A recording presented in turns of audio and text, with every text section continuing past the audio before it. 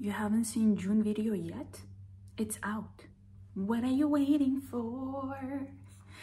Hello, everyone, dear lovely souls. Welcome to my channel. This is promised voted video for summer 2024, which is going to be extra, a lot of extra.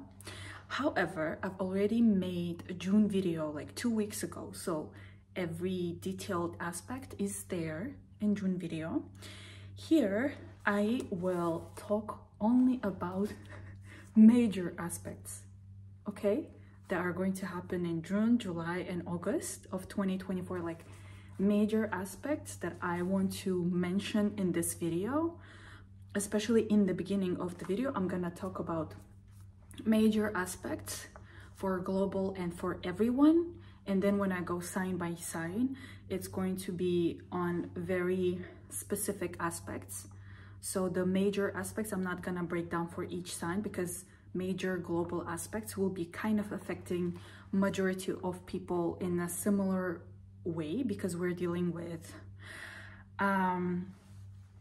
outer planets, we're dealing with planets that are social planets. So it's very important for you to make sure to check June videos separately, July videos separately, which I will upload soon, and August videos separately. Okay, this is very clear. Make sure that you're checking your sun sign. It's very important, especially for social planets, your moon sign, to know how emotional you're gonna feel with all of these things that are happening in the sky, and your rising sign, to know exactly what fields of your life are going to be activated.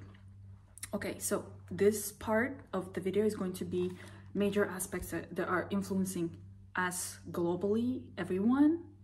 And yeah, then we're gonna go one by one, but you're gonna get all the details about major aspects right now.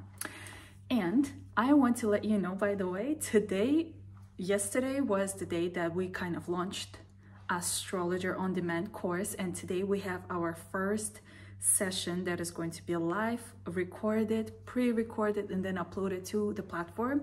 So for this, I have already opened the registration for module 1, which is understanding your birth chart and being able to transform it. So basically everyone has a chart, and yeah, some people might have negative aspects or good aspects, like lucky aspects. However, I don't look at astrology like that. I can check chart and pinpoint all the potentials that this chart brings into your life. And that is why in my module 1 course of Astrologer on Demand, we're gonna learn how to read the birth chart, how to interpret the personality characteristics of an individual, knowing their birth date, and also not knowing the birth time. You will be able to kind of give an analysis of a personality that you are talking with, or about yourself, for example, and you're gonna learn how to compensate negative or tense aspects or weak aspects or weak locations of your chart into potential, like better potential. Basically, I call it birth chart reader and transformer. It's module 1, consists of 15 sessions. Each session is going to be more than 1 hour for sure. I said 20-30 minutes, but knowing me, it's going to be longer. And I also launched my website again, so I was able to get out of all the technical issues that I've been having from December. And it's all out, running and going. It's live. You can go and still get the chance to get 20% off for this module specifically, because from October it's going to be original price, and we already have some students and we're excited to start. And if you're interested in one-on-one reading with me, especially when we ran the live session about soul's purpose and how you can transform your chart, how to make money, where to find love, I had new types of clients that were specifically concentrated on improving their chart, not checking the transits for yearly, because that was like my top seller, like yearly transits. Most of my clients choose yearly transits or monthly transits. But this time, when I talked about soul's purpose and how you can improve your chart, your life to the best version of it can be, I received a lot of requests to do purpose and transformation readings. So it's very interesting to know. And of course, I'm trying to say that I'm available for live readings. All of my readings are actually live. We go on Skype one by one. I do a presentation, by the way, for every client. I make separate presentation. If you didn't know, I don't send reports. I don't just record a video and send. I go live like this. I prepare a presentation, and even though it says it's 1 hour reading, I don't remember that I've ever had a 1 hour reading call. Most of my readings are more than 1 hour, and the price is just for 1 hour. So you will get that kind of service from me, personalized, one-on-one, and you always get to ask me questions during the call. So that's the type of thing that I do. If you're interested, you can. All the links are down below. It's just one link. I made sure that everything is in one link so it's easier to navigate. Let's go. Today is actually June 5th. And right now, the reason I'm like here presenting myself to you, the reason that I'm actually starting the first session for Astrologer on Demand is because, first of all, it's Tuesday. No, it's Tuesday. No, it's not. It's Wednesday. It's Wednesday. Wednesday is ruled by Mercury. And today's moon is Gemini. And tomorrow we will have a new moon in Gemini as well. So Gemini is the sign of communication, education, skills, knowledge, and implementing everything that you know in real life. So also it's about being super busy, and that is why today is perfect day to sign up for courses, start new courses, teach courses, learn languages, learn new things. And if you don't follow me on Instagram, I started sharing like daily recommendations by the moon, so you can also check that for daily stuff, because I usually make 1 or 2 videos per month. So today is perfect day for me to deliver the information that I have, which is quite big. So by the way, this is just main aspects. It's not small aspects that are happening 2, 3, 4 days. These are like big major aspects. So this summer, as I said, is going to be very, very much chaotic. And if you have not noticed yet any gadget and technological glitches in systems, phone, your laptop, it's about to come. Because let me know in comments if you have been noticing what is it called, northern lights in the places where it shouldn't be. Yeah, so I did some research last time. This kind of northern light, you think it's a northern light, but in reality it's a solar storm. It's not our solar storm, by the way. There are 3 stars that are outside of our galaxy, which are way bigger than our star that we see, like the one that barely shines through the windows here. And those stars are like 1,000 times bigger and stronger and brighter, more luminous than our sun here, and they have their own names. And the thing is, those are going to be, you can see those stars from our planet like in the sky. If you have a telescope, like you can see, it's like, you know, the stars that you see in the sky, those are actually the suns of other galaxies or other universes. So yeah, 3 stars in this summer are going to be conjuncting. Basically, the planets of our solar system are going to be conjuncting in the same degree that those stars are at. And those stars, as I said, are very big. And when a social planet, which is like big planets, we're talking about Jupiter, Saturn, Uranus, Neptune, and Pluto. When those planets conjunct or make any type of aspect with anything, they're long aspects. So the solar storm that we are already experiencing, that is already there from 29th of May, I started noticing like everything is glitching for me. Today I was supposed to get my residency permit. I went and they're like, oops, sorry, our system is not working, so please come back later. So I won't be surprised if this video reaches YouTube and your laptops later, not today, maybe tomorrow. So these are big events that are happening, and we're talking about 3 stars that are being conjunct by our 3 planets. First is, I've already mentioned it in June video, but the one that already began is the star that is called Sheet or Shit. Shit or Shat. I don't know what's the best pronunciation, but it's Beta Pegasi.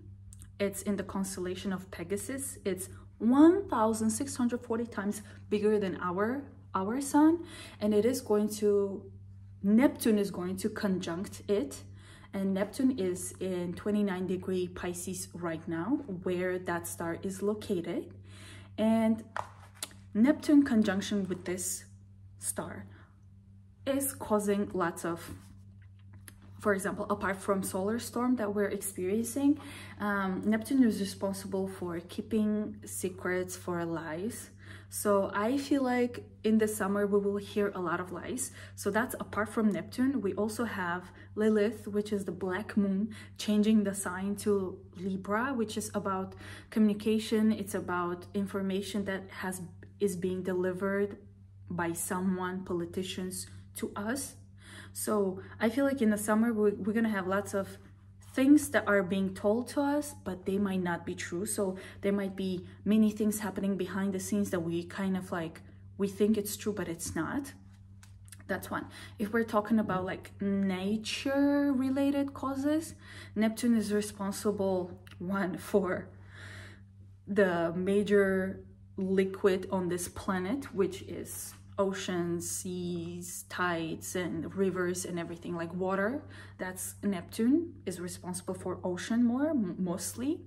So, and mind you, right, Moon is piccolo, it's tiny, and it's influencing us individually on such a dramatic level. Right now it's in Gemini. I'm able to talk to you. I am more like on a chill side of not communicating as much.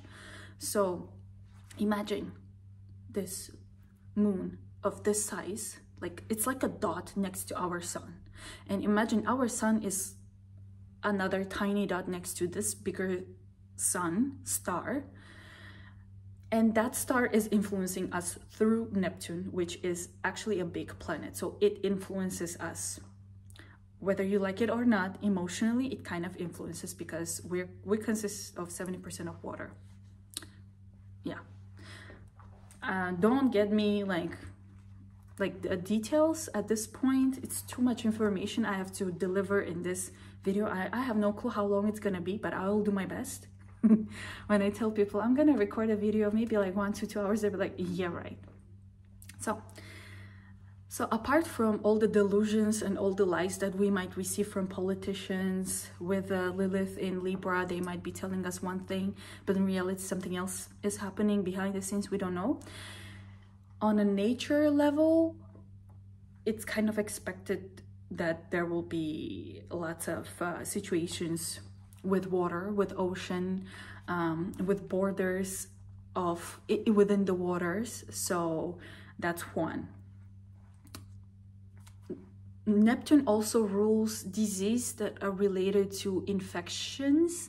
So something like this with a pandemic, like, you know, happened before. So during this period, there is a possibility, or there is a high probability that infections or some kind of disease could start spreading. So be careful during the summer. Okay. Then the next, there are 2 more stars, right? The other one is Algol star, and it's conjuncting Uranus. Uranus is conjuncting Algol star in Taurus. And I talked about this a little bit in a June video. This event happened in 1941. So 1930 started 39, like it starts approaching, but exact aspect happened 1941, and exact aspect is happening from June 26th until 10th of November. So again, This one, Uranus, is chaos. Uranus is things that you can never predict, and it's happening with the star that is not doesn't have like a good reputation.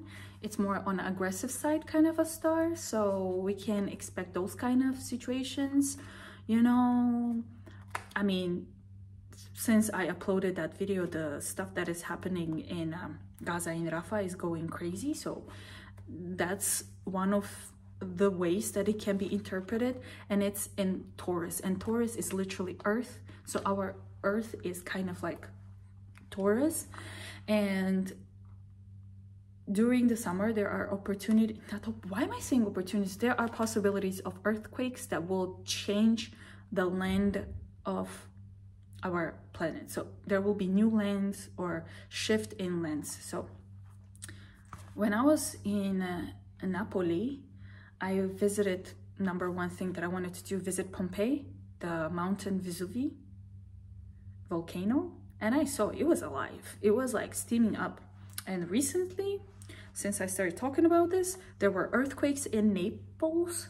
So the Vesuvius volcano is already probably it might start erupting soon, and there are some eruptions of volcanoes underground, underwater. So you can see all of these, how these things are connected.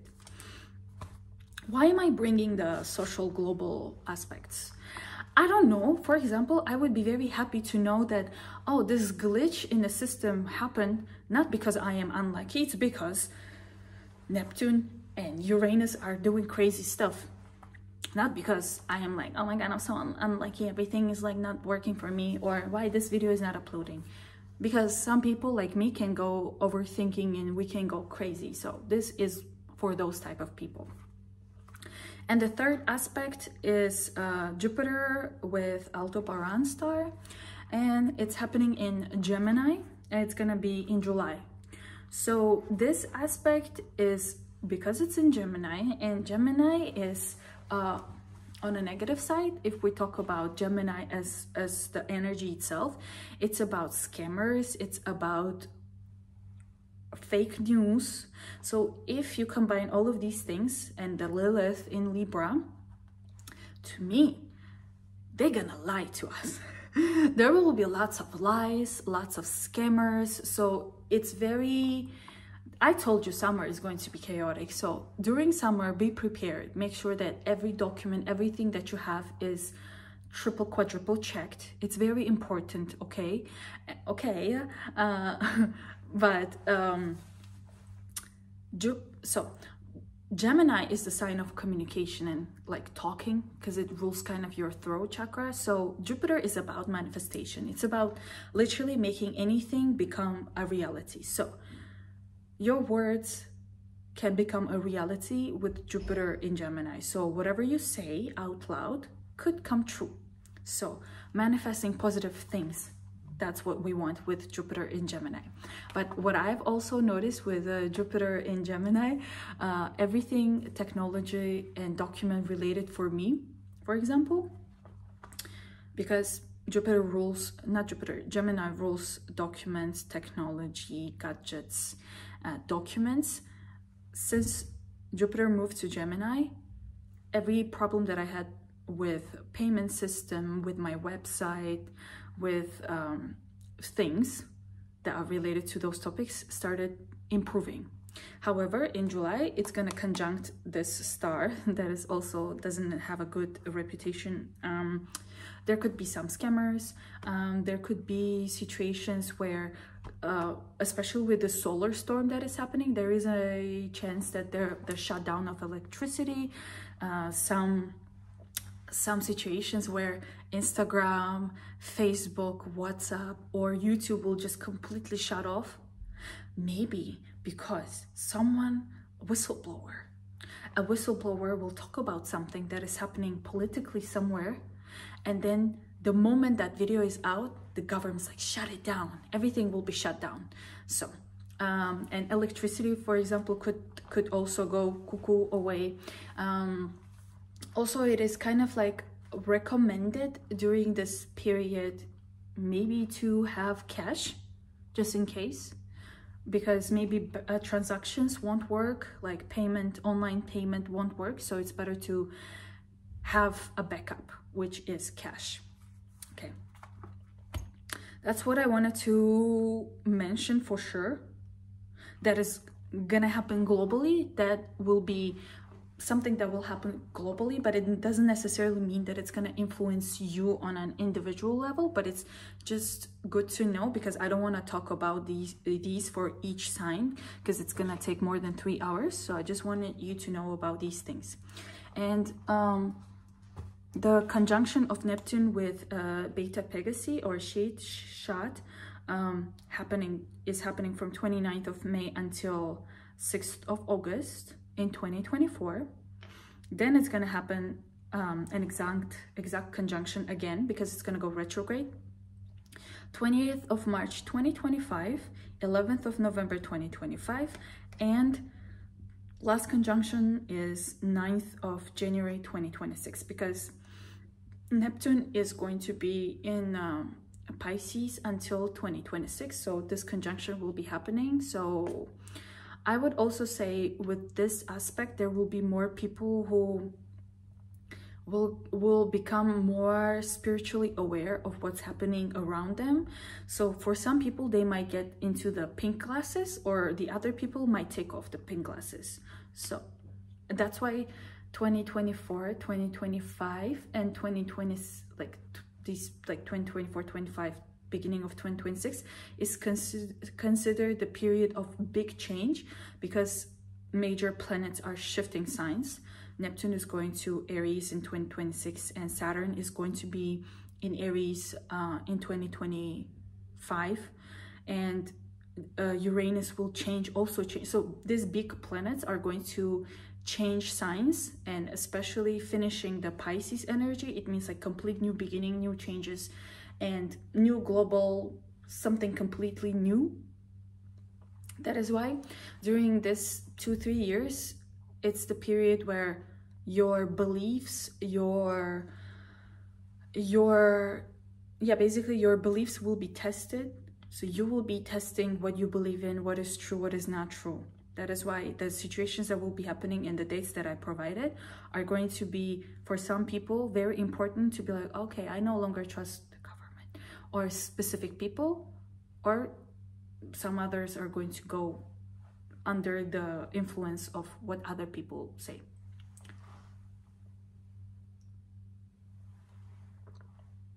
So now I'm gonna go over like major aspects that are happening in our galaxy, in our universe, that are okay. Of course I'm gonna talk about good stuff. Of course, Jupiter. This whole thing is only Jupiter, good aspects that you have to know about.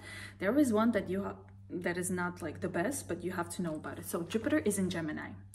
So from 26th of May, Jupiter moved into Gemini. And I don't care what anyone says. Jupiter in the opposite sign of Sagittarius is, I don't care.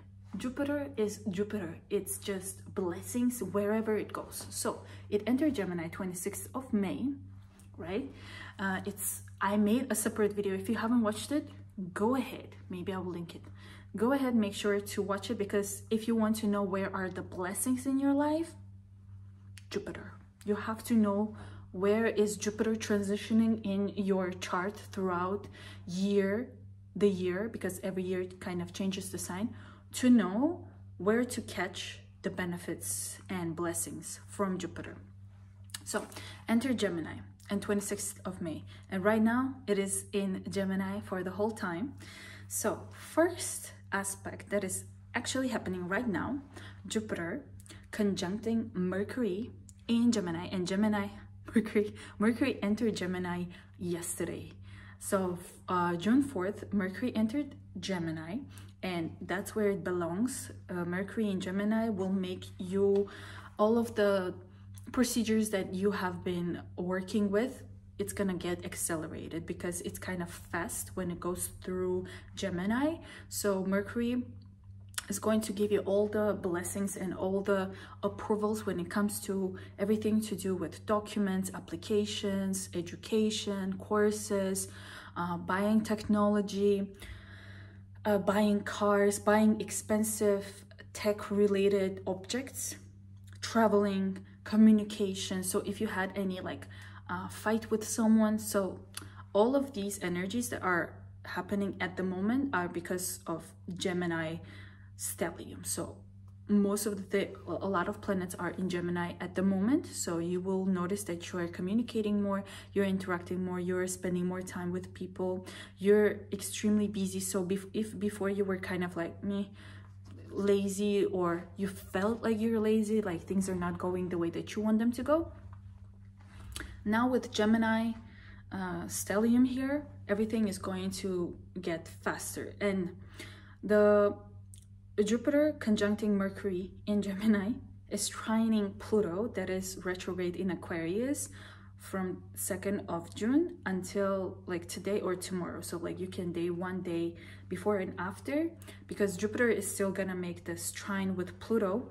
And trines are usually, it's an aspect, so it's like a communication, interaction between planets. And right now Jupiter together with Mercury in same constellation are making a very nice connection with Pluto that is in Aquarius. So again, everything to do with communication, with information, with people, with society is having very good aspect. Like in your life, in individual's life, you can also track what is happening in this past few days and in upcoming days. That is something that is kind of light and exciting for you, that makes you bring some kind of new flavor. So for example, for me, starting Astro Academy, and Gemini 3rd house is ruling sibling, so I'm doing this with my sister, so with my sibling, and I have a course, so I am teaching, and then my students, for them something new, because they're gonna be learning. Some people might be buying cars, some people might be buying phones, some people might be upgrading their technology, some people might be dealing with documents, applying for visas, applying like preparing papers, signing papers, and etc. So that's like happening globally, and it's very positive. So use it. If you haven't watched the June video, don't tell me like, oh, we should have known this earlier. I made this video about this 2 weeks ago, so go ahead, check it out.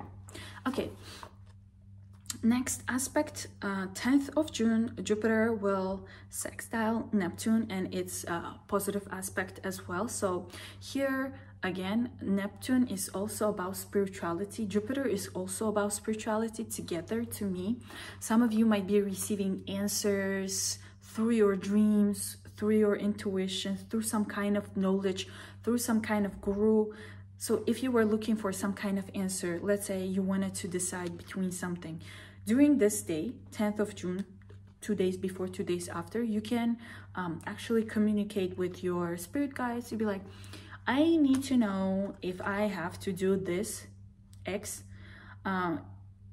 either this way or that way. So like, should I do X like this or like that? So if the answer is A, please bring me a sign of this. So you bring all the, how do you say it? So you tell, so in order for you to understand the signs from your spirit guides, you tell them what exactly will make you understand the whatever message they are delivering. So for example, let's say I want to know if I should move to Paris or stay in Belgium. If the answer is Paris, please show me the sign in the form of a feather. If it's Antwerp, please show me the sign in the form of a dandelion or a rose. Like, you bring the conditions, because sometimes your spirit guides might be sending you signs, but you're like, so what is this 777? I don't know what it means. Is it Paris or it's Belgium?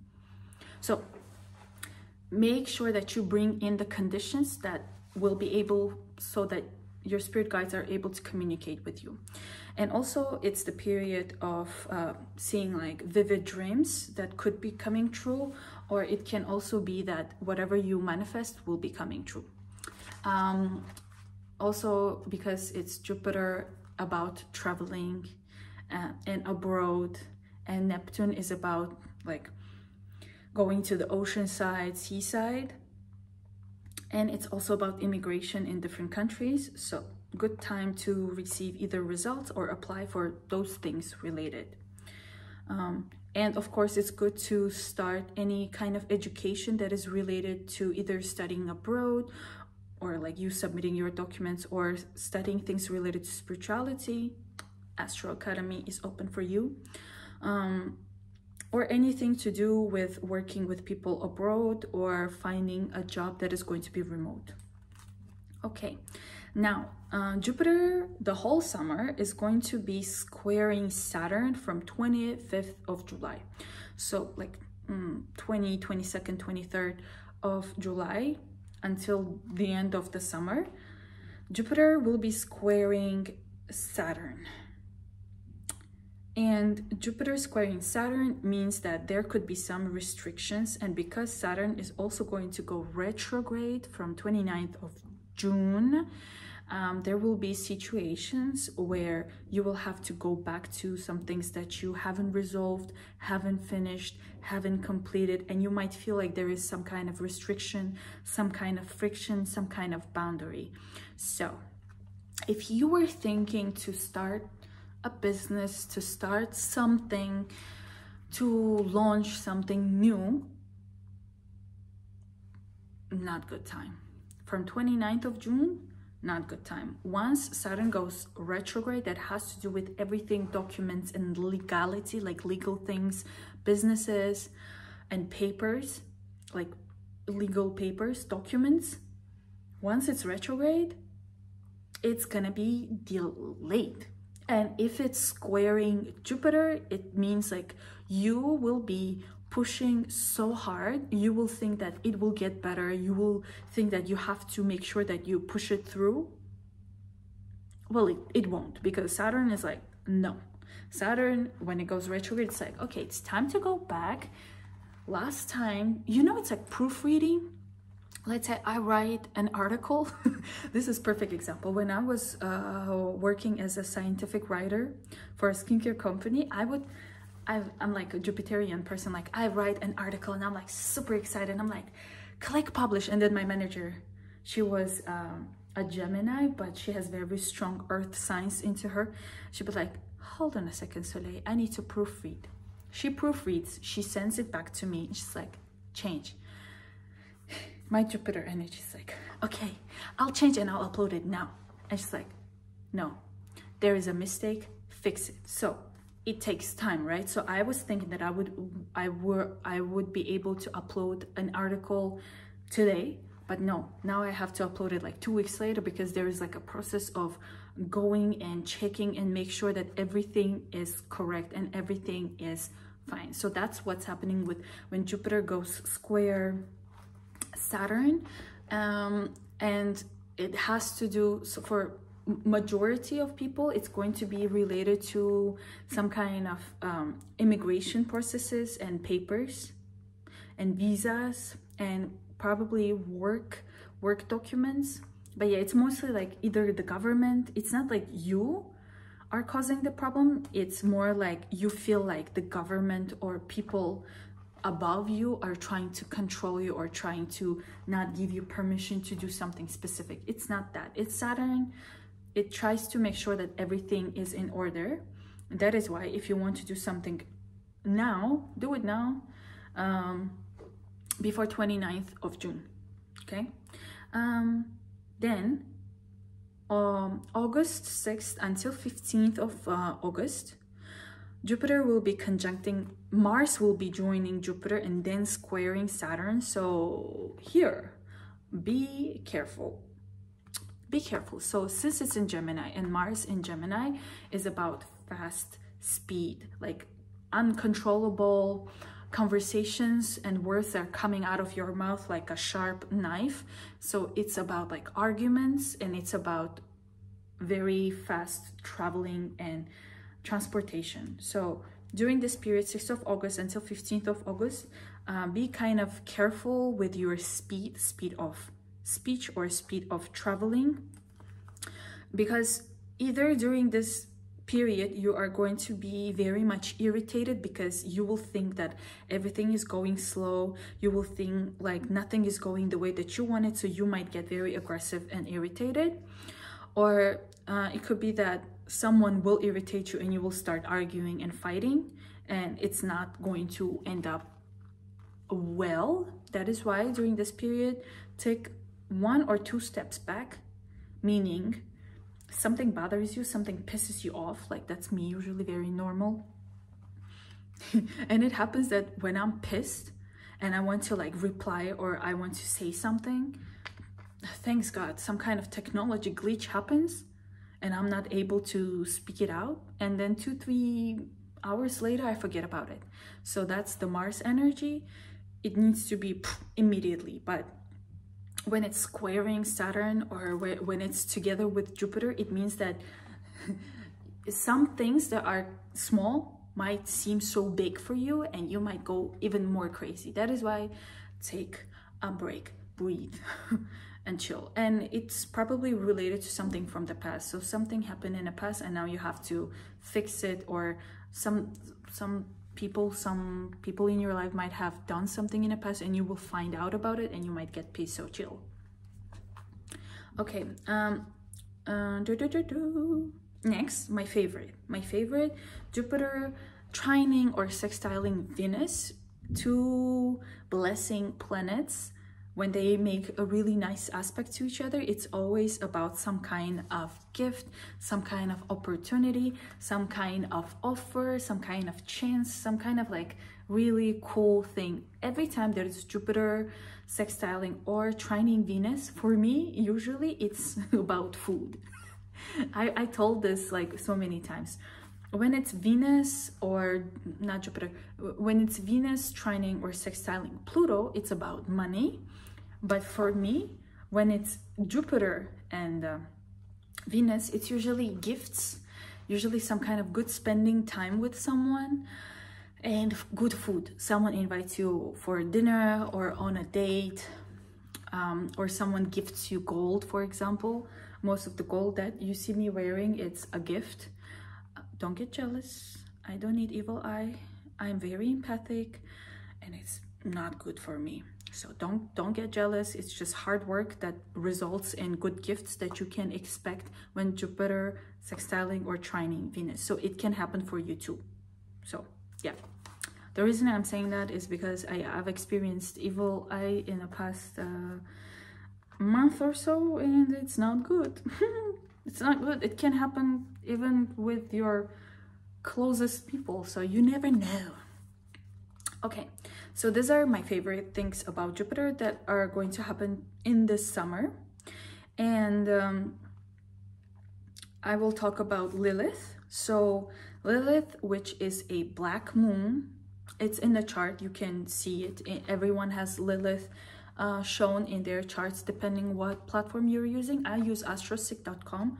So Lilith, it looks like a moon with a cross under it, and it's like darker than the moon. So it's like a black moon. It's an object. It's not an object, it's a mathematical calculation, and it literally called black moon, meaning it brings all the negative traits of whatever sign it is in a moon perspective on emotional level.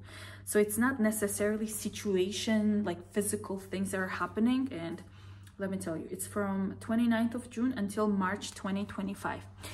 This one, let me take a sip.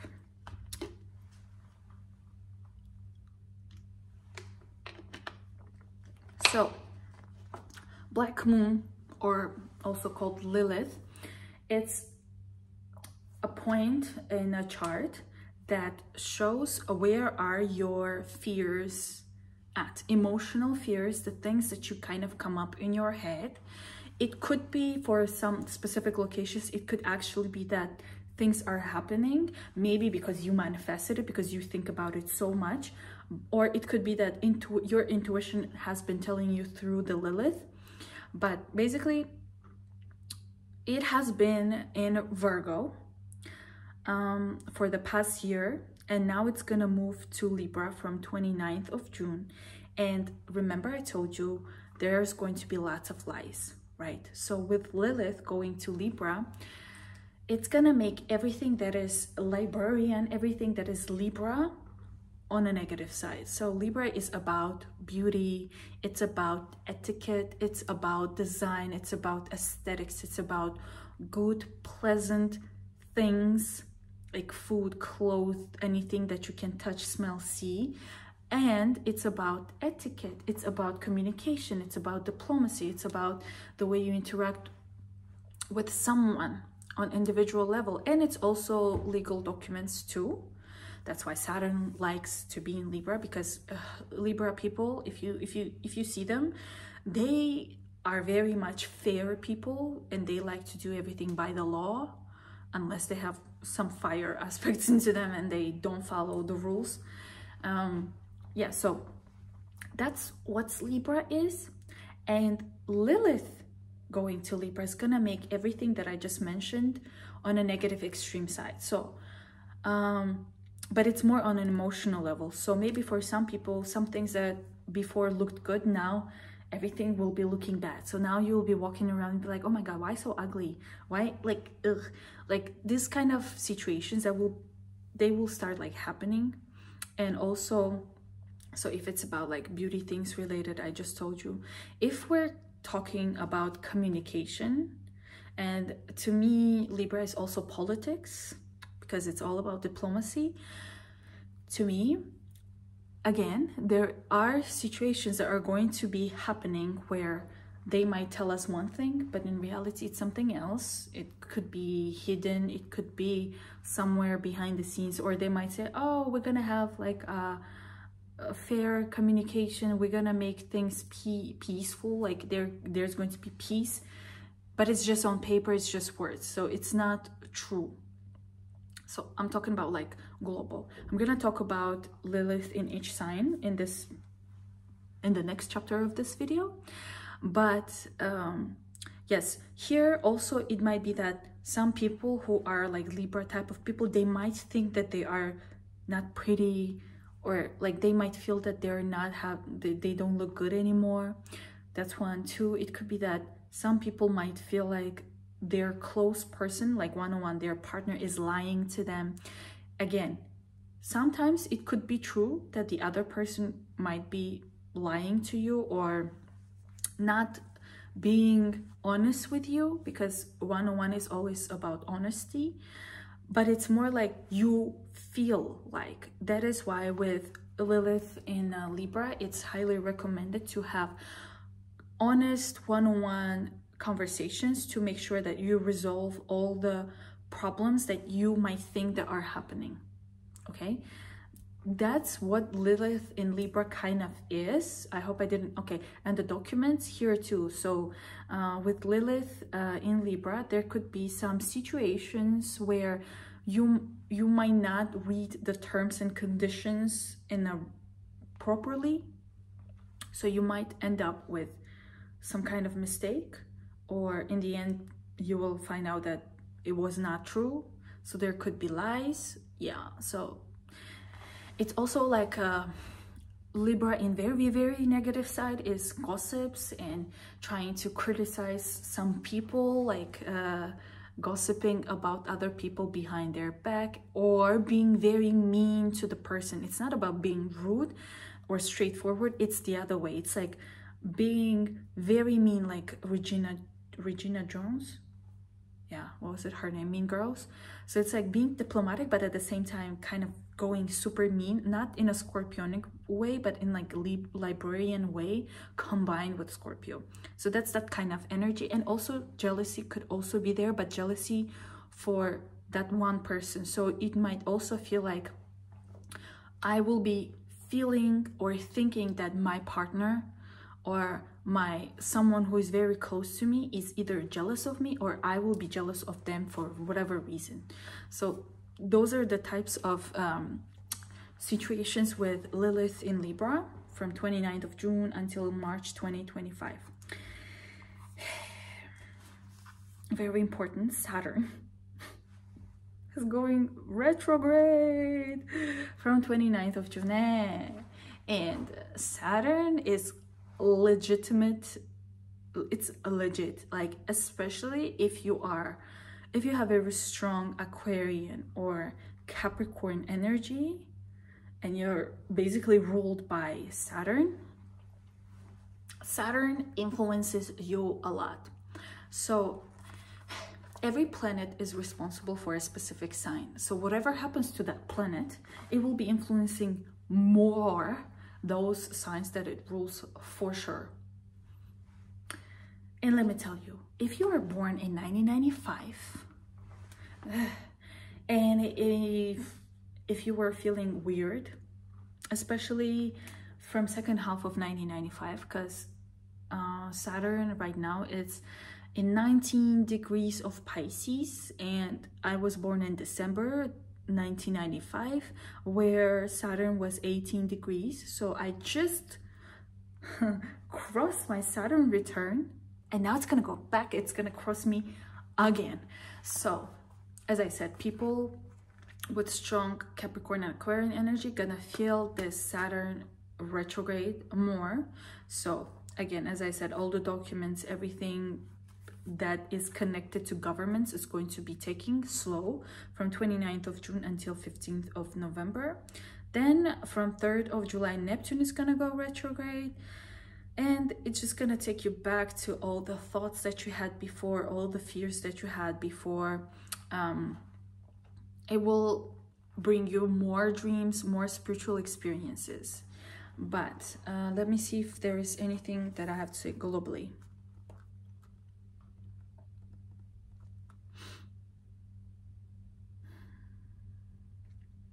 No. Now I'm gonna go sign by sign. I'm gonna make it super fast. I'm gonna take a sip of water.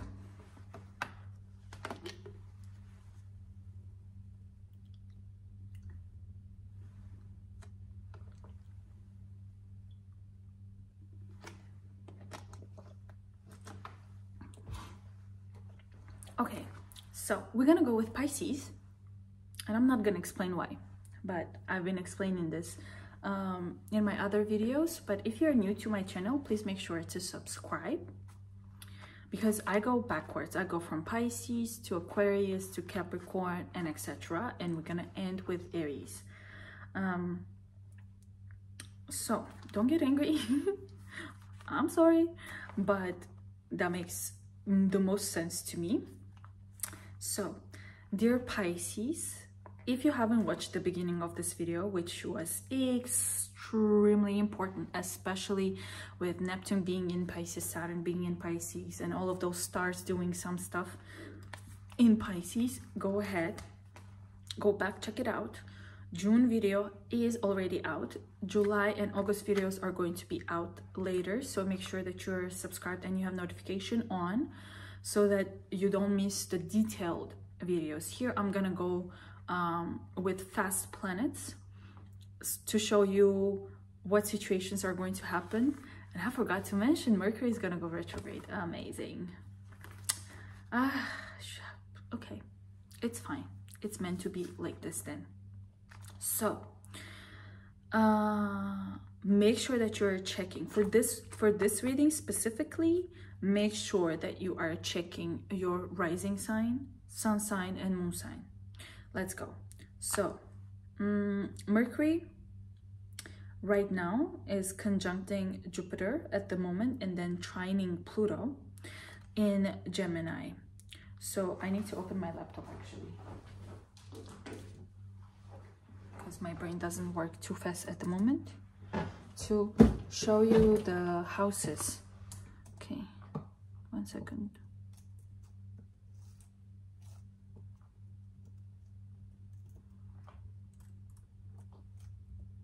All right.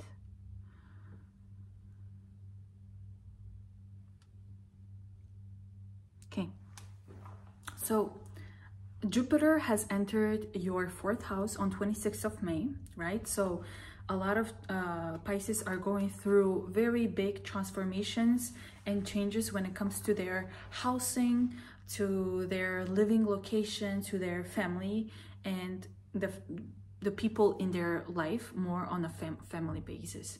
So Mercury conjuncting Jupiter today especially is trining with Pluto, that is in your 12th house. So together, to me, maybe some of you this week probably has, like, you have already received some kind of news related to immigration processes or finding remote jobs where you don't have to relocate, or where you have to relocate and change your places. And Mercury is going to be in Gemini until 17th of June with Venus. Venus is also in Gemini. So together in your 4th house, these two planets are bringing lots of paperwork when it comes to your house. Maybe papers related to, I don't know, for example, let's say submitting your documents for relocation, preparing your documents for buying and selling a property, buying tickets for your parents, for them to travel to you or for you to travel back home. So it could be that maybe you are preparing documents to travel abroad to your parents, and communication and commuting to your parents back and forth, or your family is improving and getting better. For some of you, it could be that maybe after you got married, or you probably got married like recently, or you are about to get married, so you're merging two families, yours and your partner's families together. So your family dynamic is kind of getting bigger, so now you have more people to interact with. And Venus in the 4th house, it's all about buying fancy things, buying like new curtains, buying new couch, redesigning your house, doing it more comfortable and more pleasant. If you are in real estate business, or if you are dealing with changing something in your house, if you are selling, like, I don't know, if you are selling house yourself or for your parents, this process is going to get easier and faster. From 17th of June, both Mercury and Venus are entering your 5th house, and that's my favorite house. Together in the 5th house, lots of opportunities when it comes to dates, when it comes to having a new hobby, when it comes to being around kids or falling in love, having hobbies, getting inspired, being in love, going to concerts. It's going to be very big, because so from 17th of June until 3rd of July, so 3rd of July Mercury enters Leo, and then 12th of July Venus enters Leo, and they go to your 6th house. So from July you are going to be extremely busy on like a routine level. You're gonna be working way too much. You're gonna be making sure that your physical body is doing well. So it means like maybe starting some kind of diet, some kind of routine, some kind of exercise. For some of you, it could also be that maybe you will get a new pet, or you will spend more time with your pet. And also, if you had some health issues during this period, with the blessing of Venus, it's gonna get better. Then let me continue. From 5th of August, so until 5th of August, Venus is in Leo for you. It also can mean that until 5th of August, from 12th of July, there could be some opportunities for promotion, some opportunities to get more money from your work, or get like find the right job, or find a job and be around really nice co-working space. So your co-workers are going to be very nice, and you're gonna have very nice new environment where you're gonna work. And then when Venus goes to Virgo, it's gonna go to your 7th house of one-on-one partnerships and opportunities for dates, good deals, nice contracts, more clients, more consultations. So it's either you're consulting someone, or you are going into a consultation with someone, which is going to be very beneficial and helpful for you, something that's gonna make you happy. Again, lots of date opportunities. Or for others, it could be that during this period you will be able to find the right partner, either to work with or to be with. And then also Mercury will join Venus. It's gonna go to Virgo. Where is the date? Let me check the date.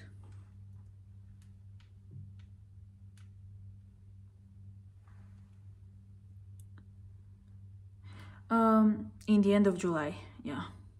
Mercury.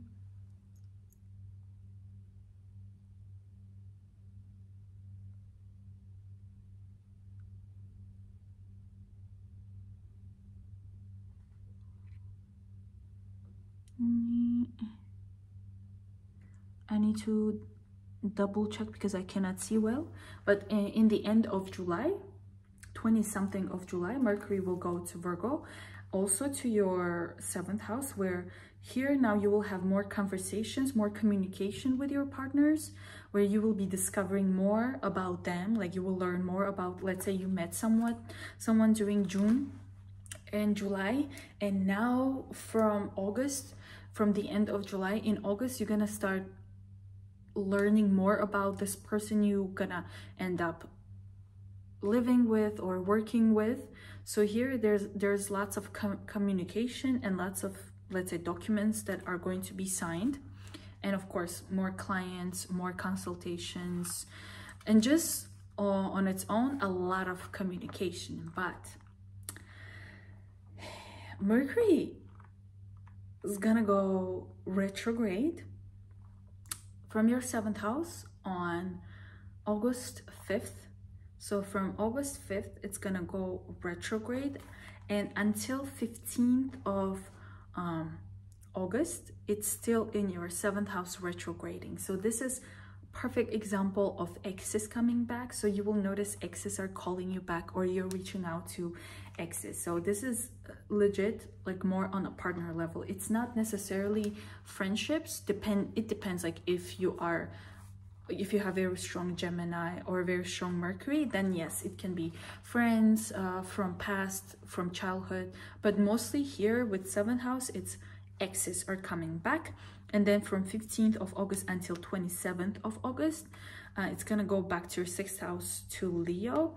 And here it's very much suggested to either double check your health. So if you don't like visiting doctors and going to hospital, this is the time where you can go, and you might discover things that you didn't know about before in your health, and you can work on it and fix it ASAP, because this is the period where things that were not noticed before could be noticed. And the thing is, when Mercury goes retrograde, any types of surgery, anything to do with dramatically changing your physical body, meaning like surgeries, dentist, facial, like anything that will change, cut, or remove from your body, you don't do it. Especially for you, it's in the 6th house. Also during this time, you might notice that maybe you will be receiving offers from the places where you have already worked in before, until 27th of August, and then it's gonna go direct from the end of August. And I'm gonna mention here Saturn retrograde from 29th of June until November. It's gonna be in your own sign, in Pisces, in your 1st house. So here when it goes retrograde, there's going to be lots of reanalyzing, rediscovering everything that has to do with yourself, with your self-development, and with understanding of who you are and what you want. So there could be lots of situations, the past situations, where you are probably dealing also maybe with people from the past who will be kind of showing you some sides of you that you didn't know that you had. And it's kind of a big transit, because Saturn goes through Pisces. If you are Pisces born, which means you have Sun or you have other planets in Pisces, it's going over your planets, and you might feel like the situation is getting tough. But don't worry, once you learn the lessons, that's the most important with Saturn. You have to learn the lessons, and you can know what are the lessons when you check your natal chart or when you do a consultation with me, but depending on which house it is located in and what aspect it's making. So if you're a Pisces, it's directly influencing you, your planets. So you might feel either limited, or you might feel kind of like ambitious if you already went through Saturn returns and you've learned the Saturn lessons. But if you have something in Gemini, in Virgo, and in Sagittarius, it might be aspecting you in squares and in opposition. So you might feel lots of friction, either from people around you or from situations in your life where you have to like do stuff and change and make sure that you are fixing especially situations from the past. And one of the most important things that I don't talk a lot about is Lilith. Lilith is changing the sign from Virgo, and it's going to Libra, to your 8th house. So here, until 29th of June, when Lilith was in Virgo, you might have had situations with partnerships where you either had trust issues or you felt like there is a wrong communication that is happening with people around you. You might have felt that either you might thought and felt that they are trying to control you, that they are maybe lying to you. Again, it's something that is happening inside of you, but if you think about it way too much, you're gonna attract it, so manifest it. And especially if you're a Pisces, you're a very good manifester. So now from 29th of June until March 2025, Lilith will go to your 8th house. Now in the 8th house, you might be triggered by other people, meaning that maybe there will be situations where you will feel jealous of other people, whatever they have or what they do. So because it will be kind of conflicting with your values, and you might feel like you're not enough or something is not enough in your life. So these are, again, just on a thought level where you can brush it off and be like, no, it's not true. Or you might attract these things. And in the 8th house, it also deals with other people's money. So here, there could be situations where the payment of, let's say, governmental support or some kind of inheritance situations might go wrong. So it's better to be kind of cautious with this energy. And as I said, you need to refocus this energy, and it's called compensation astrology. So this is what we're gonna study in our first module of birth chart reader, where I'm going to explain how you can use this energy that, let's say, as I said, it's kind of negative. It's still an energy. You can choose to direct it on a positive or a negative side. So if you don't control it, it's gonna take you to the most negative side, which is black moon. But because it's an energy, you can use it on a positive way. So if you want to join Astro Academy, you can do it now and receive discounts. And if you're interested in one-on-one consultation where we can go over what kind of compensations we can do with your chart, you can also contact me. The links are down below. Let me see if there's anything else I have to mention for summer that is important. Yeah, all the important big aspects I've already mentioned in the beginning of the video, so make sure to go ahead and check it out. Gonna move to Aquarius. So let me take a sip of water. Okay.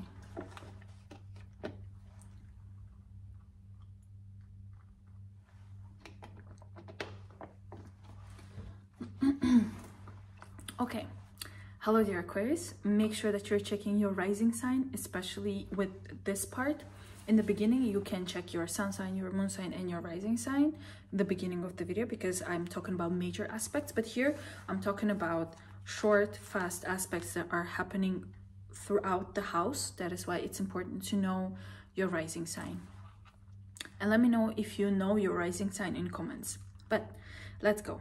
So at the moment, right now, this week actually, which is from 2nd of June until 5th or 6th of June, Mercury together with Jupiter in Gemini, and I've made a separate video on Jupiter moving into Gemini, which is very fresh aspect. It's you can check it out in my previous videos. For you, it's very positive, of course, because it's an air fellow sign. Let me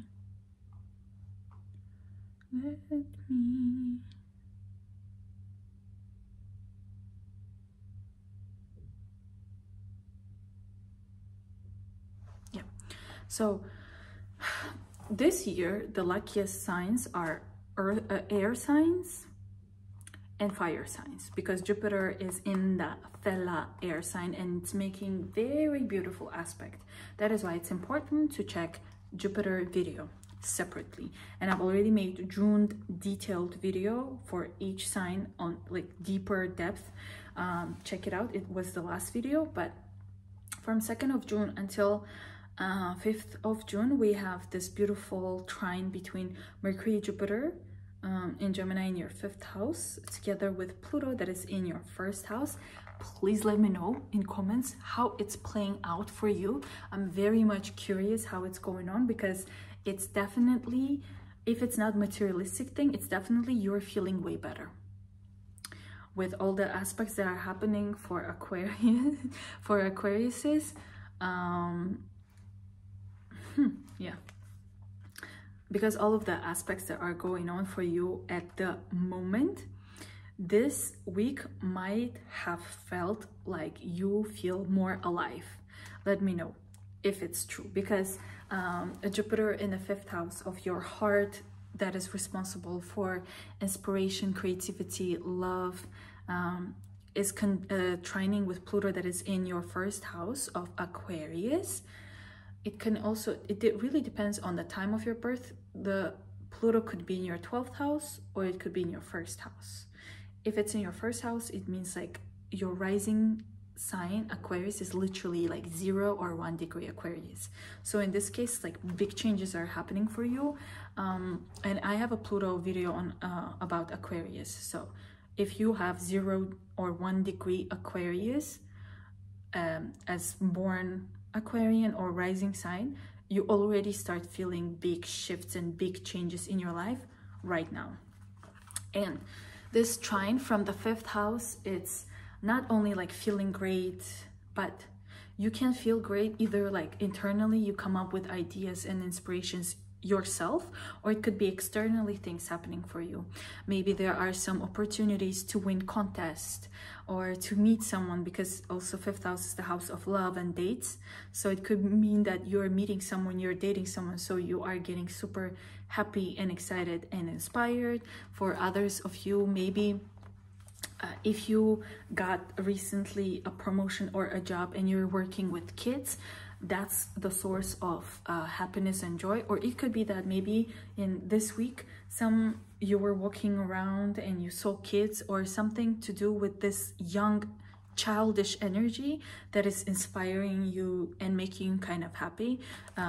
One of the aspects here, it can also mean that, let's say you're dating someone and they have kids and you're spending time with them, so it's very much fun, very nice time spending with your loved one.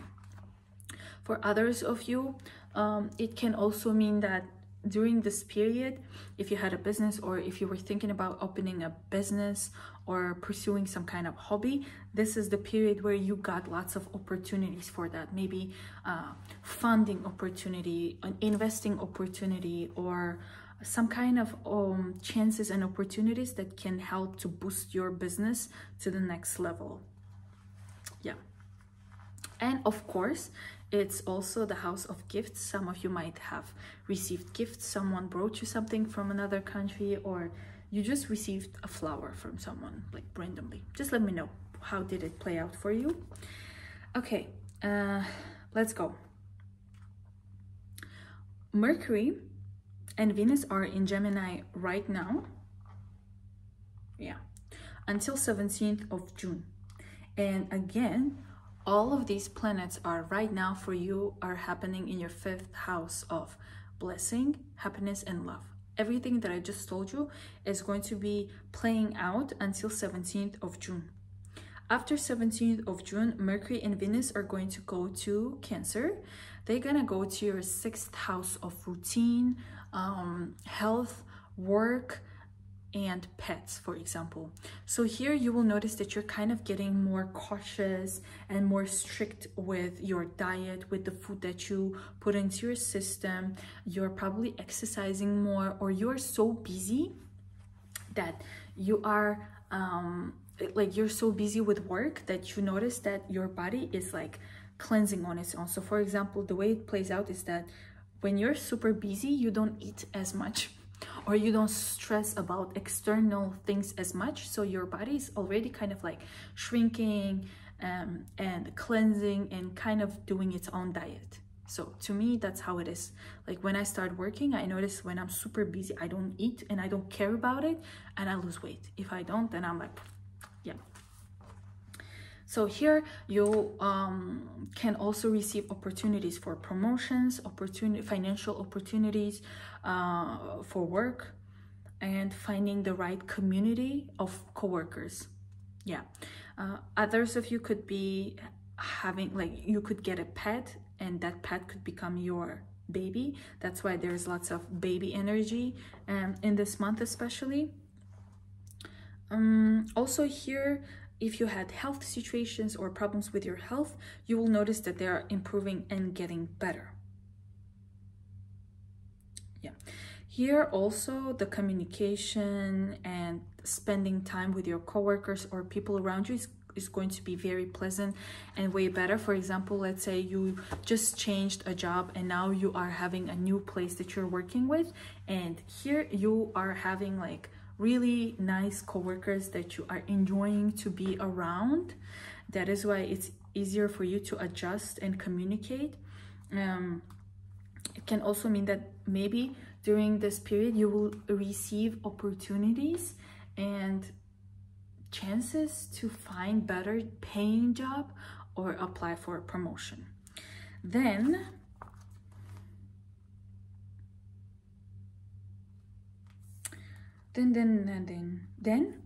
from 12th of July, from 3rd of July, Mercury will enter Leo, and then Venus will join on 12th of July. Here I have it.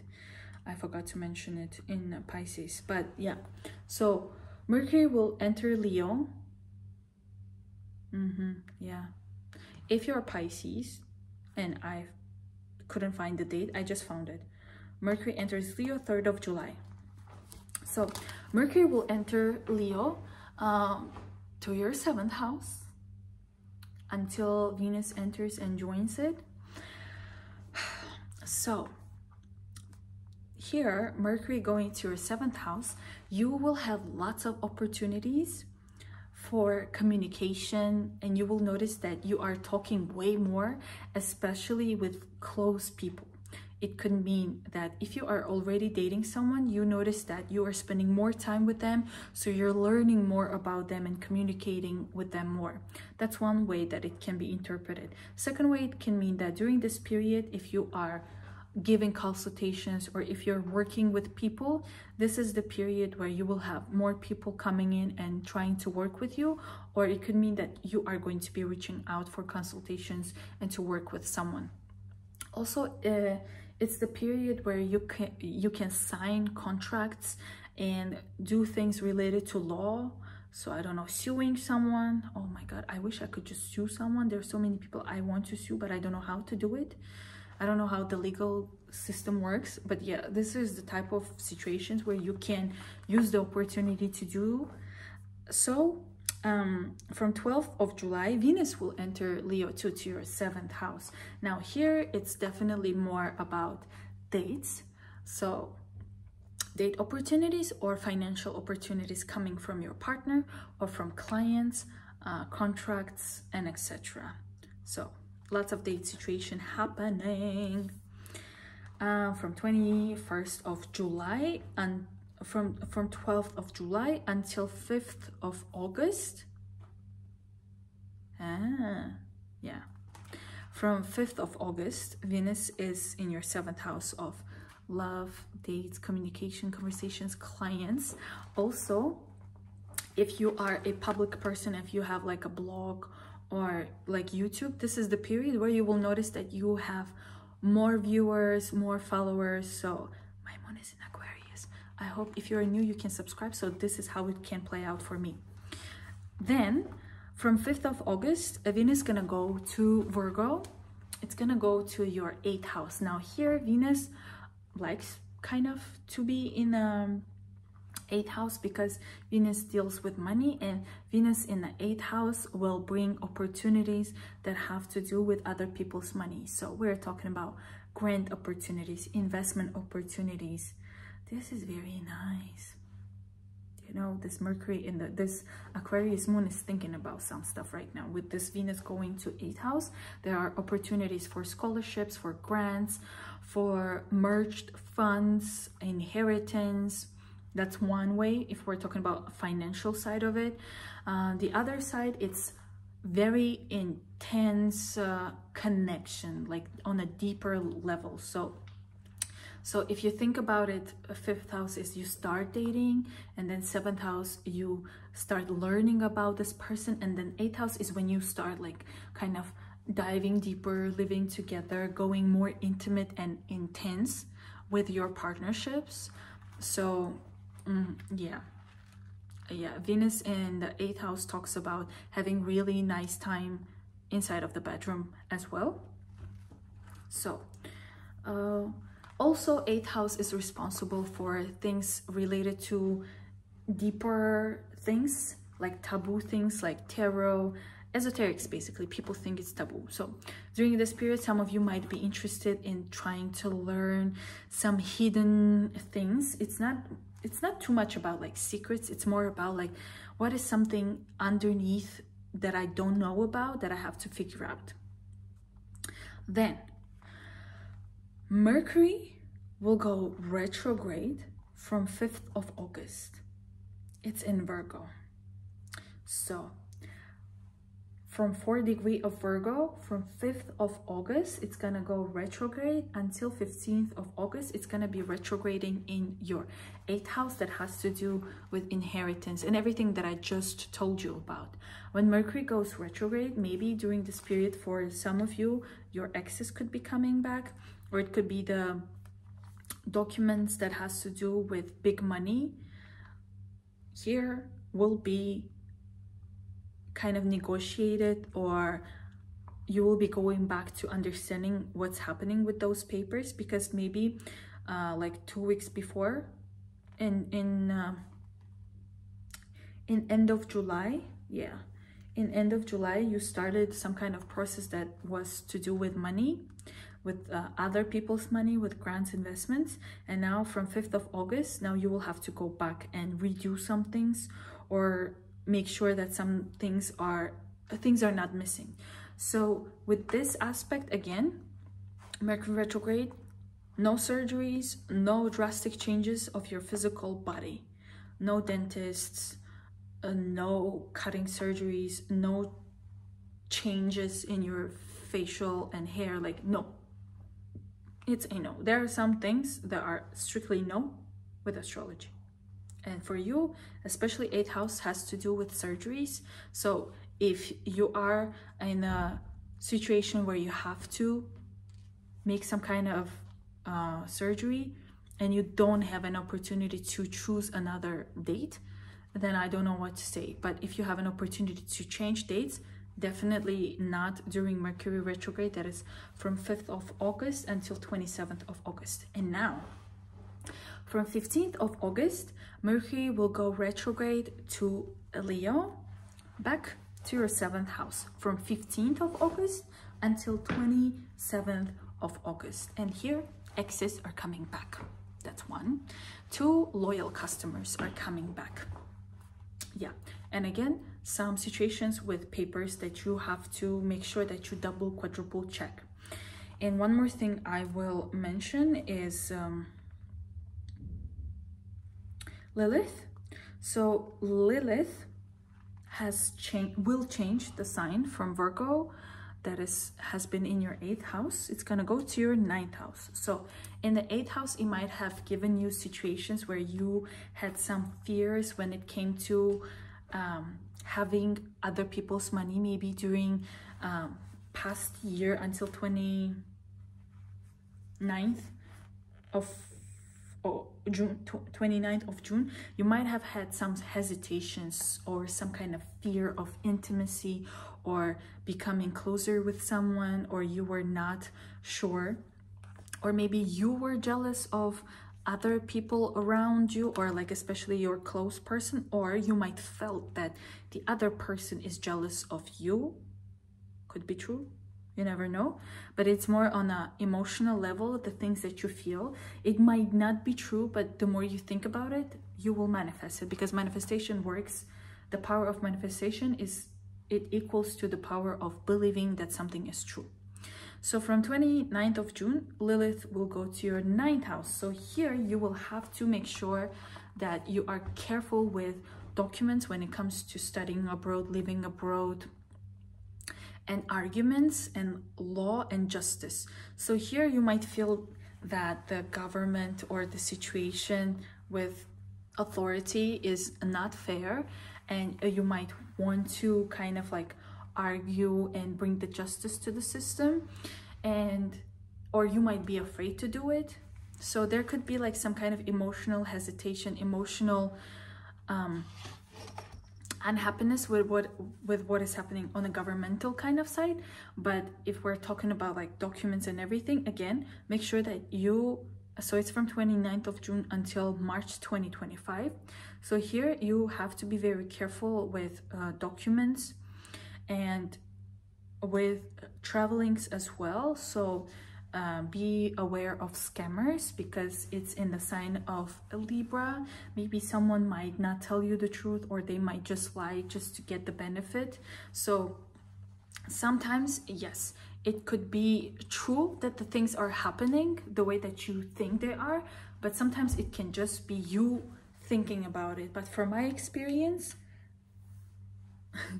it is how you feel, because if you have strong intuition, this is how it plays out.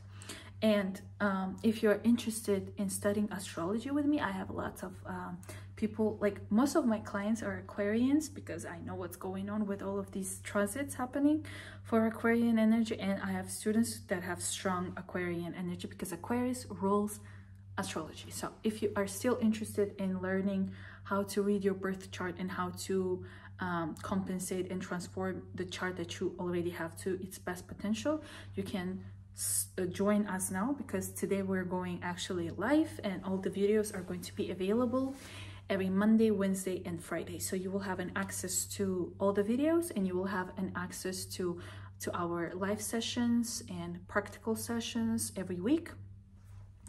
Join, and there are discounts. Yeah. And if you're interested in one-on-one reading with me, the link is down below. You can always contact and reach me. And I am moving to Capricorn. I'll take a sip of water.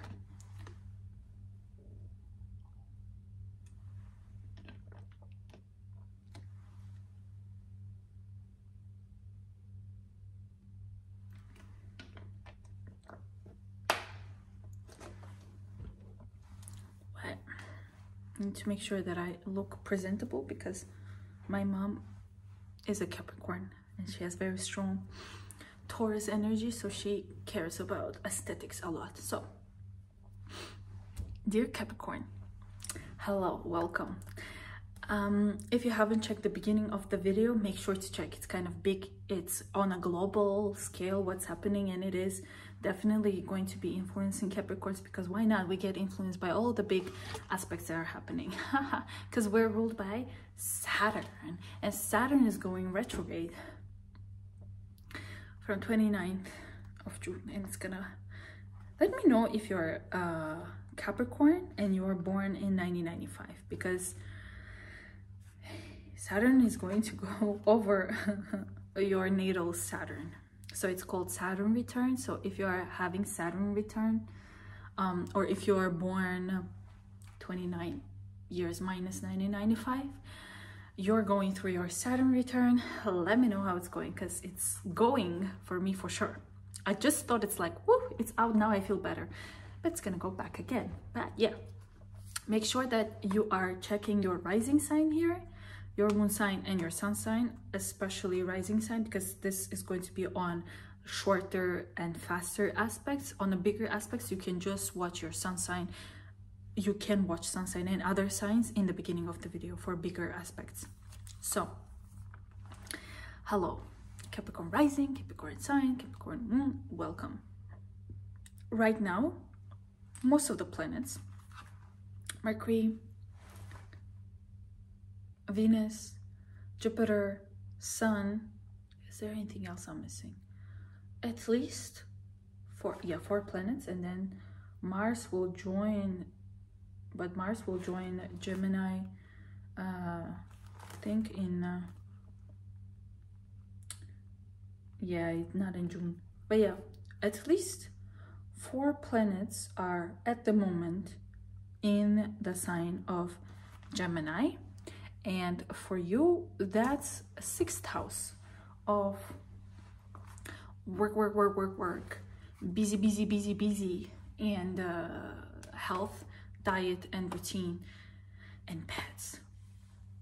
It's true. Let me know if it's not. Did you notice that in the past 2 weeks, you all of a sudden have energy to do so many things, because now you have some kind of routine that you have to maintain or shift your routine? Something changes in your routine had started from past week or past 2 weeks, and now you feel like now you have a new routine in your life, which means now you are having more things to do, so you're super busy and your health is getting better. You have a better diet, and that is why your health is getting better. Yeah. Also, from 2nd of June until 5th of June, if you haven't watched June video, it's already out. It has more details, more aspects. In this video, I'm gonna go on the aspects that I think are the most important to navigate through summer, but all the reading about like bigger aspects are in the beginning of the video, and for like deeper aspects, it's monthly. June is already out, July will be out soon, and August too. So from 2nd of June until 5th of June, Mercury conjuncting Jupiter, that is already in your 6th house of Gemini. It's gonna trine Pluto, that is in your 2nd house of money. So to me, some of you are definitely receiving during this week, please let me know if it's true or not, some kind of either financial support, or it could mean that you are getting a promotion or finding a job where you can financially become independent, or something happens in your routine, in your health, that allows you to make more money. That makes sense. I think that makes sense. Due to your busyness, you get so busy and concentrated about work that you find opportunities to make more money. So that's the way that I see it. Mars enters Taurus from 9th of June. So until 9th of June, Mars is in the 4th house, and I talked about it in the June video. But when Mars enters Taurus in the 9th house on 9th of June to the 5th house, now the game is on. Capricorns are going to be freaking excited and inspired and ambitious and very fiery. From June, you're gonna be like on fire, like, and people will notice, like, oh my god, you're glowing, you're so fancy, what's going on? Because it is what it is. You are glowing, which means once you glow, you're visible and people will start approaching. I remember I was doing the 2024 yearly reading, and I was like, Capricorns are either getting married or they're finding the right partner. I mean, it's not happening for me yet because I'm literally in this walls 24/7. I don't go anywhere. But anyways, the other Capricorns who are like going out and work outside of their home, this is the period where you will either go on a lot of dates. It's like whole June until until 21st of July. So it's like 2 months. We're rock and roll, inspired, ambitious, and very happy. So lots of dates, lots of inspiration, lots of creativity, energy to do things, lots of joy coming into your life, lots of interaction with kids, lots of entertainment that is happening for you. Glow up, glow up, glow up for sure. Like 5th house is the house of Leo, so Leonic energy is about like expressing yourself and being very like out there, shining bright. So this is the type of energy that is going to be in your life June and July. And then when Mars goes into Gemini, it's gonna go to yeah, it's gonna go to 6th house. And now I think I said that, yeah, Capricorns are very much, they love here I said that in the last video. Capricorn energy is the energy of a shark. If Capricorns don't move or do something, they can't just find happiness by just sitting at home. That's not how it works. With Capricorns, they constantly have to be busy doing something important. So when Mars goes into the most efficient house, the most the house where you're very effective and you're doing things with a discipline and with a routine, Capricorns are obsessed. They love it. So when Mars goes to Gemini from 21st of July, you will love it. You'll be like, game is on. Now I'm gonna rock and roll and do everything that I can within July and August to make sure that I achieve everything fast. So people will not be able to keep up with you. But the thing is, once you work hard in July and August, sometimes there's this thing that you overdo that you don't have to work as much afterwards. So you're like, oh my God, I've already made presentations for like 15 lectures. When did I do it? Oh, when the 6th house was activated. Yeah. Okay. So, where am I? Mercury and Venus will change the sign on 17th of June. They're gonna go to Cancer, to your 7th house of one-on-one relationships. And kind of, it's also the house that is responsible with people seeing you. So I also call this house, if it's like complements with 11th house energy, the period of fame, the period of recognition, the period where people will start noticing you for your expertise and for what you do. So I'm talking about like people who work with clients, people who work with contracts, and people who have like YouTube channels or blogs. So this is the period where you will be more out there. So more followers, more clients, more contracts, which means more money. For others of you with all of this Mars being in the fifth, I want to see. I'm waiting, okay? From 9th of June, let's see what's going to happen. I'm curious, like, let me know, because I'm Capricorn stellium, and my Mars is in Capricorn, and I kind of live by Mars, because Mars is very much strong in Capricorn. So I'm more like a Martian person. So I'm curious, how does Mars in the 5th house, and then all of these Mercury and Venus going to 7th house of partnership and the 5th house of date gonna play out? Let me know if you are Capricorn rising or Capricorn stellium, how this is going to play out. Because 7th house, when Venus and Mercury go in there, it at the same time, by the way, it talks about all of the sudden you have this opportunities where you are having more conversation, more interaction with your partner, love or business partner, or your clients. But because Mars is in the 5th house, I mean, I can see how it's playing out for me. It's definitely not love, but it's the energy of me feeling inspired, and I love what I do with my clients and with my students, because I'm having one-on-one lessons with my students, meaning like we're going on a Zoom and we're seeing each other. So to me, I think the Mars in the 5th house is playing out in a way that I'm obsessed with what I do, and I am having lots of communication, lots of interaction with the people that I will be spending a lot of time with in upcoming 4 months. So this is one way if it's not related to traditional love system. But traditional love is you're meeting someone and you're spending lots of time with them on dates, lots of texting, lots of communication. Yeah. Then from July 3rd, Mercury will enter Leo. It's gonna go to 8th house, and then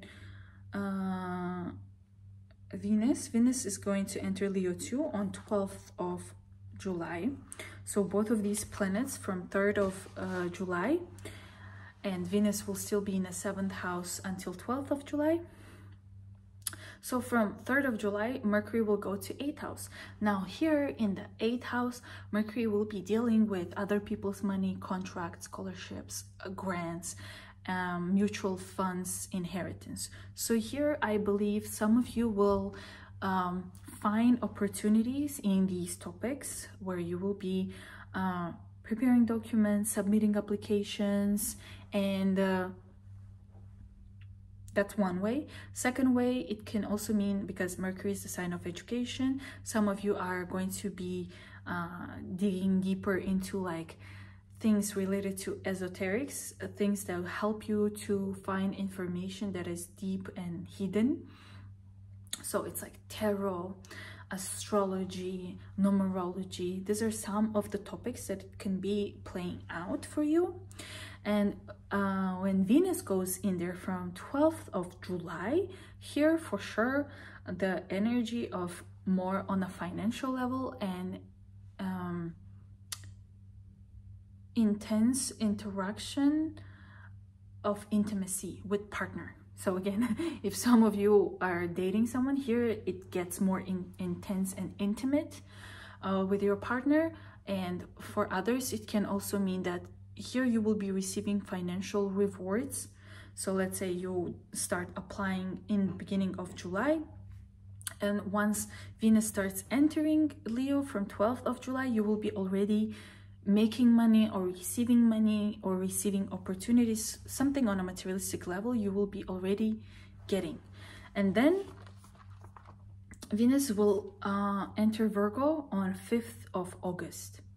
So from 5th of August, here there are opportunities for some of you start traveling. So maybe you will start traveling, flying to different locations, visiting different cultures, learning new languages, new skills.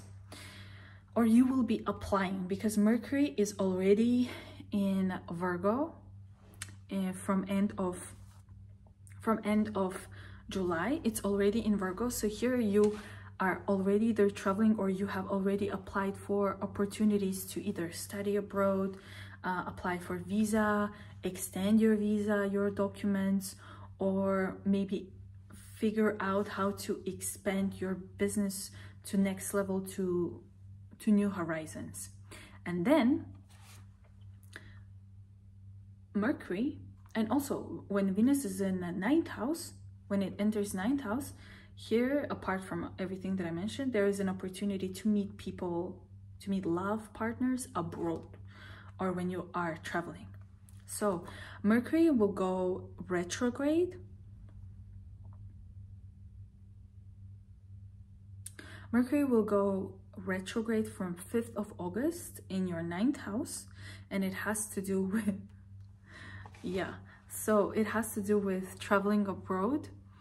So here, I can clearly see some Capricorns are flying and traveling, but once Mercury goes retrograde, you need to make sure, if you are already traveling here, need to make sure that you have every single document quadruple checked, please.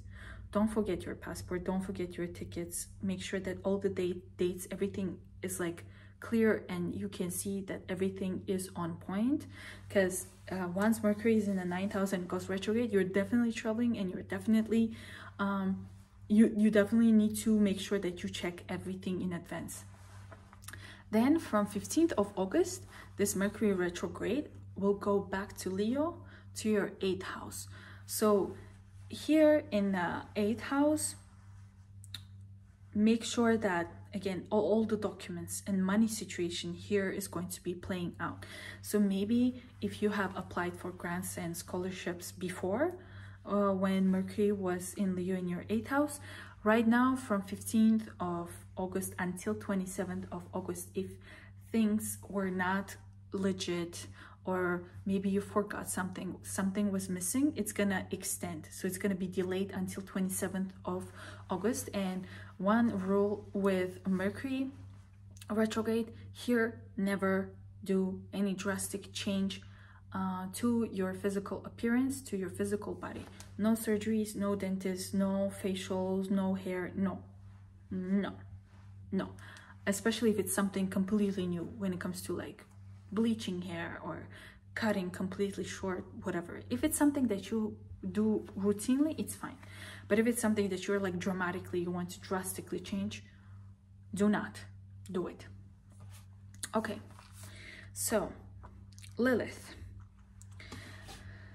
Hey, Lilith has been in Virgo in the 9th house for you until 29th of June from last year. Now, when Lilith moves to Libra, to your 10th house, you could, so basically Lilith is responsible for fears, or for subconscious fears, or for the things that you are like, here you think about them and you're afraid that they might be true. When Lilith goes to your 10th house in Libra, here you might have some uncertainty, more on a emotional and thought level, that, oh, maybe I'm not good enough for this job, maybe my social life, like my social status is not the way that I want it to be. So that's one of the ways where you have a fear of losing a job, a fear of maybe you are not enough for something that has to do with work. Or it can be on other negative side, like on another way, it's more like you feel like you have so much power that you can control anyone around you. So you're like, I am a big boss and I tell you what to do. So that's one type of energy that, like, on the negative and evil side, that Lilith can play out. So here there is this battle of authority, of you playing the authority and you kind of being mean, and you feeling like you can. So you will notice this, like Capricorns are like more on a managerial side of zodiac signs. So if you are a manager with Lilith going to your 10th house, it either can go that way, that you might think that you're not enough, you're not a good manager, or it could be the other way, that you're like the best and everyone has to do the things the way that you want them to be like. So you will notice these things. Yeah. There are so many other things, but again, I will make separate monthly videos, so make sure that you're subscribed and you have the notifications on. If you are interested in studying astrology with me, before I had like a whole bundle of 11 modules. I still have it, but I already opened one module, which is, so you can purchase just one module and then later you can decide to continue. But like the first module is understanding and being able to interpret the birth chart without knowing the time as well, and being able to get the best out of your chart. So I call it birth chart reader and transformer, because we are implementing compensation techniques of improving specific aspects or points in your chart that might be weak or negative, like if you read it in the wrong way. Yeah, if you're interested in one-on-one reading with me, you can also reach me out. And we are moving on to Sagittarius.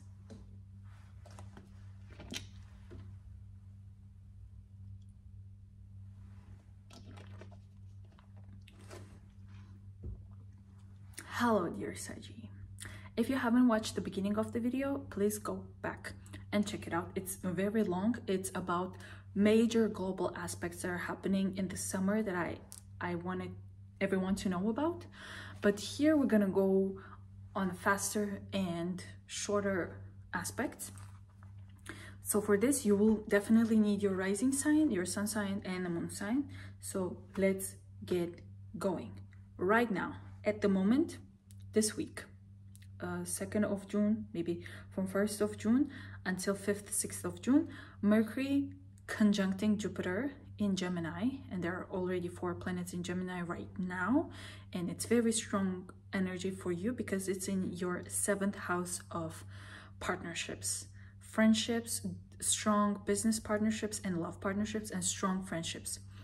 And this conjunction will be making a trine with Pluto that is in your 5th house of love. So this week there might have been some kind of nice opportunity to spend time either with your business partner or with your love partner, but I would say it's more on the love related things. So it could mean that, let's say this week you have spent time with your partner, with your boyfriend or your girlfriend, and it was very much fun.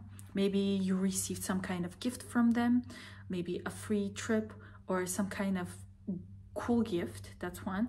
2, for some of you, I know it's like for my sister, for example, she was invited to wedding or weddings. So because 5th house is also the house of weddings as well, so parties, and going there with your either best friend or your partner and having fun.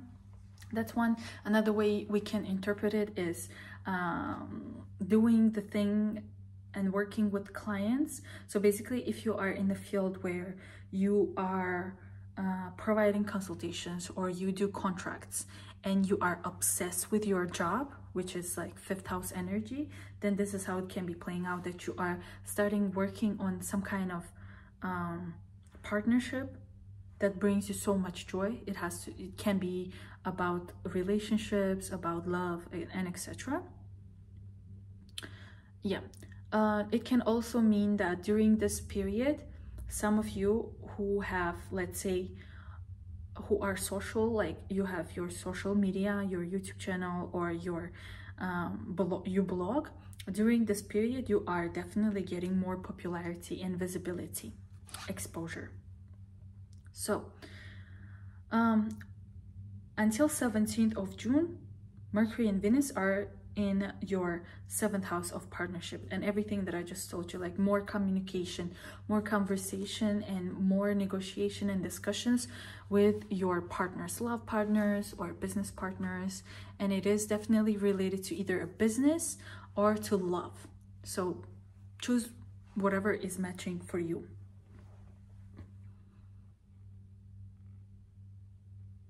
I'm just trying to think how it's playing out for my sister. So yeah, then from 17th of June, both Mercury and Venus together are moving into Cancer.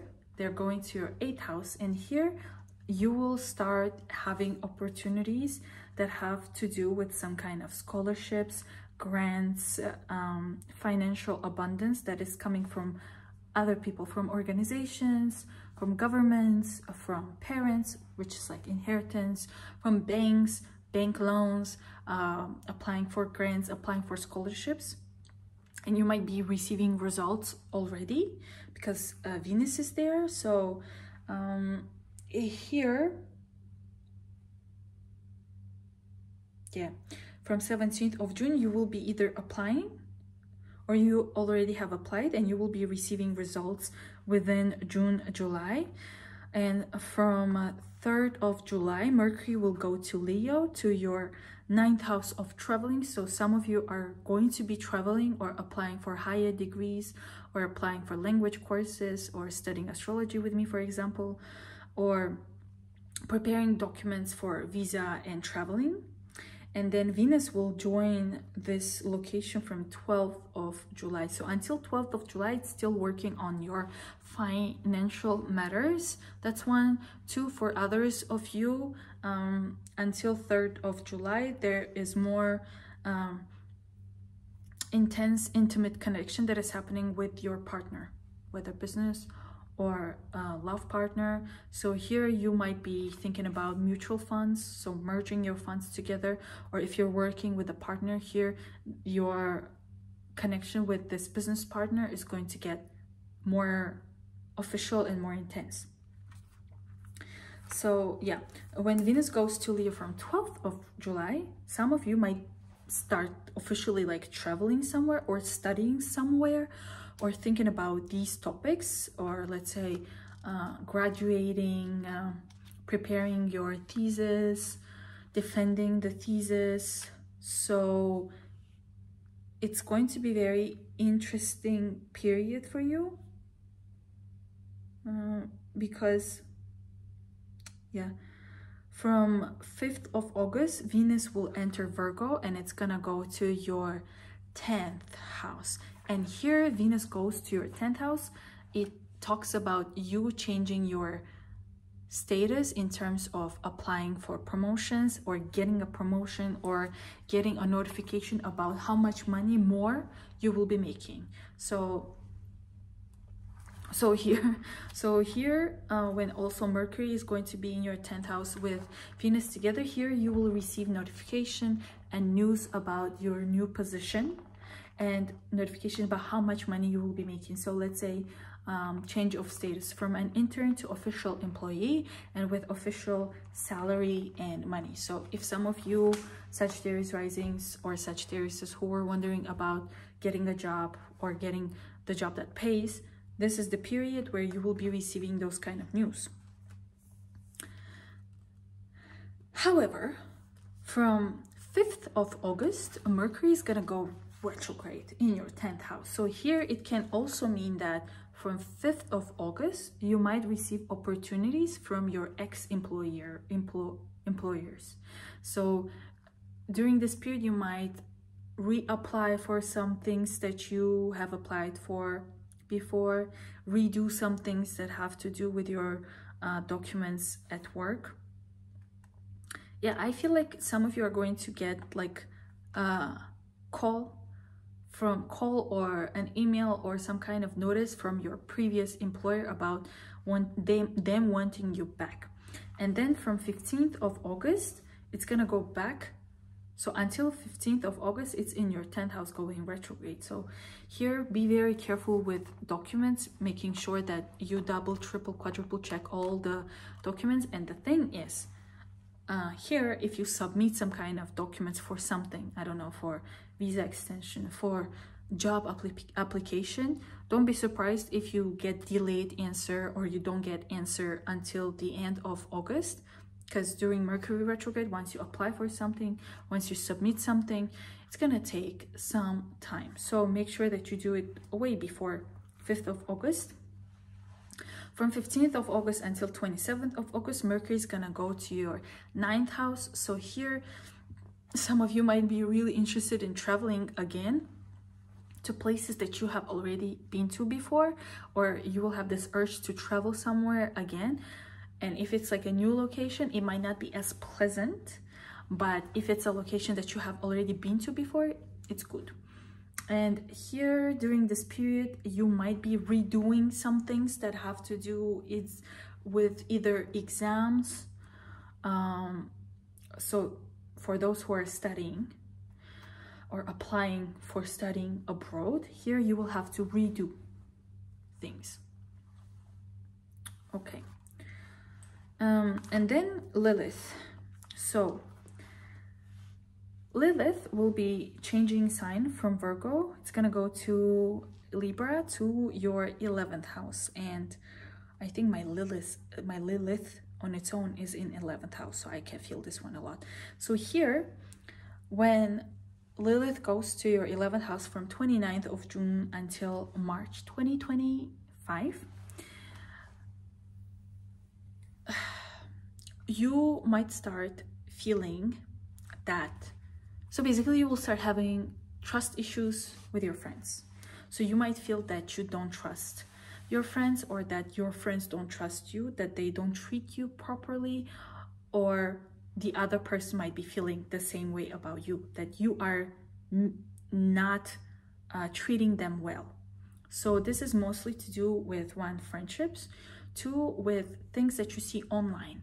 So some kind of advice or some kind of messages online, you shouldn't be trusting because they might be frauds out there during the summer, lots of scammers and fraud situations that could be happening during the summer. And yeah, so yeah, for example, here you might have this fear that if you upload something online, it might be used against you. It could be true because you might manifest it, or it couldn't be.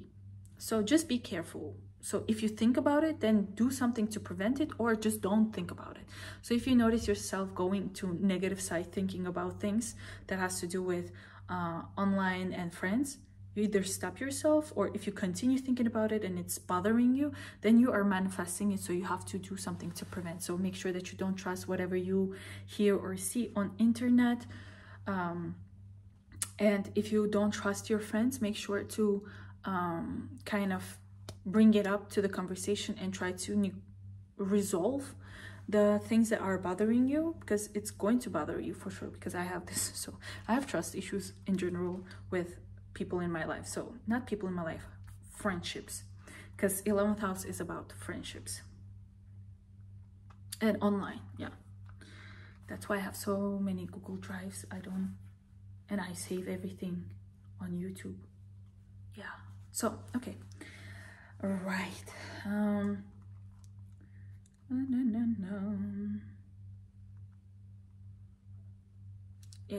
Yeah, so for the detailed videos, I will make, so the June video is already out. I will make July and August videos soon. So turn on your notifications so that you don't miss it out.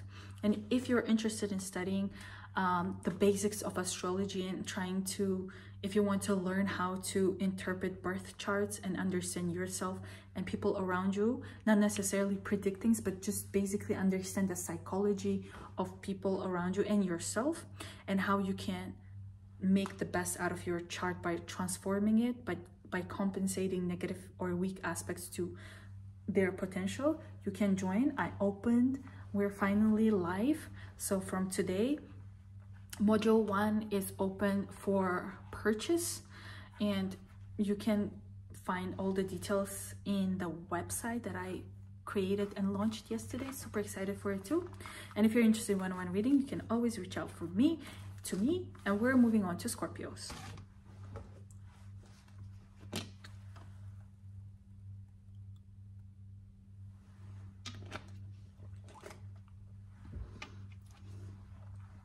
Hello dear Scorpios. Make sure that you have checked the beginning of this video, because in the beginning I gave global predictions and global aspects that are going to be influencing us, and as one being, like all the people on this planet. So for some people it can influence people directly, for some people it won't. So if you're interested more on a geopolitical or global reading, it's in the beginning, but it's big transits that are definitely going to be influencing you. Here I'm gonna go through small and fast aspects, and for this you need your rising sign for sure. So make sure that you check your rising sign, moon sign, and your sun sign. You can, if you don't know your rising sign, the beginning of the video is perfect too. Here it might be working for some of you, but mostly rising sign. So if you're rising sign Scorpio, you know, I don't have to say it, like you can just watch and you will never believe astrology. But if you want astrology to work for you, you need to make sure that you know your time of birth. So let's go. 1 second, thinking.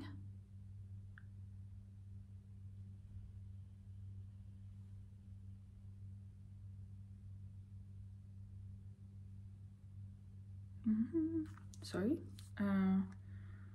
Okay, so let's begin with Mars. Mars enters Taurus on 9th of June, and it's gonna enter your 7th house of partnerships. So here Mars is all about fast and making sure everything is blunt, that everything is open for conversation, that if you want something, you do it right now. And 7th house is opposite. The 7th house is like, let's analyze everything, let's take a step back and see what's going on. So for Mars, it's kind of like an energy that will be like feeling like it's trapped. So you might feel like when it comes to communication and conversation with your partners, whether it's love partner, business partner, or like close friendships, you might feel kind of irritated, or you might be irritating the other people, or something about them will be irritating you. So this is the period where you might be also kind of busy. If you have clients, if you work with contracts here, you will have kind of a lot of them, and it's not going to be in a way that, oh my god, I'm so happy that I have many clients and contracts. It's going to be so much to the point where you will have to be super fast, and it might be kind of bothering you kind of much. So until 17th of June,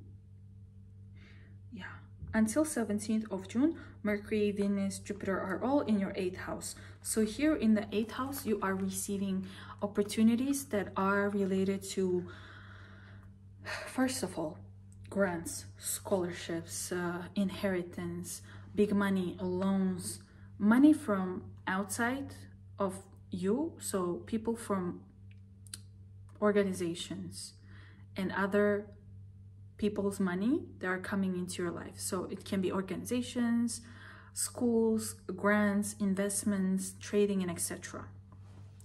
And Jupiter is there for like the whole year, so you can check Jupiter video. It's like, to me, it's very good for receiving big chunks of money that is going to be benefiting you and helping you to kind of, to either do some kind of business or to live.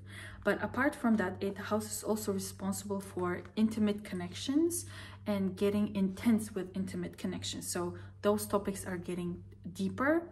And another way to interpret is that during this period, you will have this urge to dive into topics where you have to dig in and figure out the information. So this is also called the aspect of like discovering tarot and astrology, to make sure that these tools help you to answer some specific questions. And it's also the house of transformation, meaning that there are situations in your life that are fully changing your life and fully transforming you, and that is why you are reaching out for tools, reaching out for support and opportunities to help you to kind of twist and change and fully transform your life. So it's more like before and after kind of situations for you. From 17th of June, Mercury and Venus together at the same time will go to your 9th house. So here from 17th of June, I believe some Scorpio risings are going to either apply for studying abroad or start traveling, prepare documents for visa, acquire higher degrees, start applying for graduation and thesis, and etc. Then Mercury will enter Leo on 3rd of July, and it's gonna go to your 10th house. So here from 3rd of July, you already will have this new wind of opportunities that are dealing with your career, your status, and work. So then Venus will join the same location from 12th of July. Here you might officially already start either working in a new position or apply for promotion or get a job that is way better than the one that was before. So here you will be changing your status. So let's say if you were, I don't even know the terms for working ladders, because I'm not interested in working in organizations. So like here with 10th house, it's about like shifting. So going from an intern to official employee, from an employee in this level going to like managerial positions and higher and higher. Then Venus will enter Virgo from 5th of August, and Mercury is already in your 11th house where Venus will join. So here I believe that most of Scorpios will have specific plans, specific goals for future that they want to achieve, and maybe opportunities to join like specific communities of like-minded people, start attending networking events, conferences, and make new connections, or have more communication and be in contact with friends more. Because also from 5th of August, Mercury will go retrograde from your 11th house until 11th house here, until 15th of August, from 5th of August until 15th of August, when Mercury will be going retrograde. It will bring people from your past, especially friends. So you will notice that maybe, let me think. Yeah, so here you will notice that you are having more, like, let's say, video calls, or lots of calls and lots of interaction with people from past who are friends or acquaintances. So it's like, oh, long time no see, how have you been, and etc. Then from 15th of August until 27th of August, Mercury will enter Leo. So it goes back to Leo, to your 10th house. So here I think that some of you will be receiving offers from your ex-employer, where you will they might reach out for you to come back and work with them. Or you might notice that you are doing the same task that you did before. So let's say you received a job offer to work in a different company, and then here from 15th of August you will notice that you are learning the skills from the past. I don't know what's going on with that guy. What is he doing? So there are like some neighbors that I can see through my black curtains, so it means they can see me too. Amazing. Anyways, okay, so let me see if I missed anything. Oh, so here Lilith, the black moon, it changes the sign. It goes to Libra from 29th of June. So until 29th of June, Lilith was in your 11th house of friendships, where there could be some trust issues or some kind of weird feelings towards your friends, either disgust towards friends, or jealousy towards friends, or some kind of not satisfaction and trust issues with friends. Or there could be situations where you had zero trust in online world, where you didn't want to share your pictures or your posts online because you have zero trust in online world. Now, and the thing is, it can be that you were either feeling it or it was actually happening, but it really depends on the level of how much you believe in it. So the more you believe in it, physically it will manifest. If you think about something negative and you just like stop yourself, like it's just a thought, it will go away. But now Lilith will go to Libra, to your 12th house from 29th of June until March 2025. And you know what, this is true, like I don't see as much Scorpio comments in my YouTube videos. So sometimes I'm like, I know that there are Scorpios watching because they don't like to be seen, but like maybe you can just say hi to me and be like, hey Soleil, I'm Scorpio and I'm watching your video. Because Lilith, when Lilith goes to your 12th house from 29th of June until March 2025, here, because Lilith is all about fears, subconscious fears that you might have, here in the 12th house, it might bring the situations or the thoughts that 12th house is the house of forgetting. So you might think that people around you or people who were in your life, you might think and feel that they are starting forgetting you, and it will be bothering you. That's one. It can also mean that during this period, if you are addicted to something, let's say sugar or something, here you might have a fear of those addictions. So to me, I think it's kind of in a good way, but it can mean that maybe your addiction levels will get to the worst case because you might think, oh, it's not a big deal, so why to bother about it. Also with Lilith in the 12th house, it talks about intense dreams that will make you think that whatever you saw will be coming true, but it won't. unless you manifest it. So be careful with what you think. And here also Lilith in the 12th house wants you to know that you should be kind of careful with the documents that you apply for immigration. So if you're applying for immigrations with Lilith in the 12th house, you need to make sure that there are no scammers and that all the documents are precise and everything is double checked, because 12th house is also some scamming, fraud situations that could be coming in through words. So don't trust people. Make sure that you double check everything. And if you're interested in studying astrology with me, you can join right now and have an access for first module out of 11.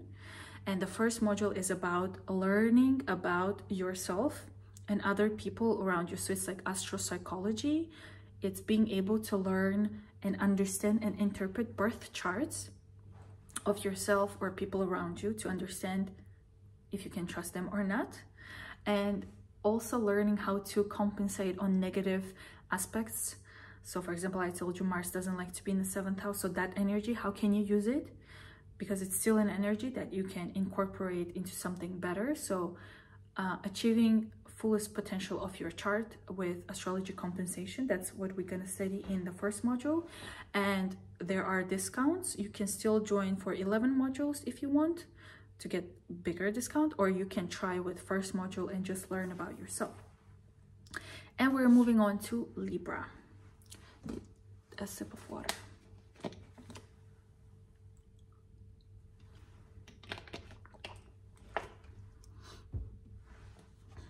Hello dear Libra.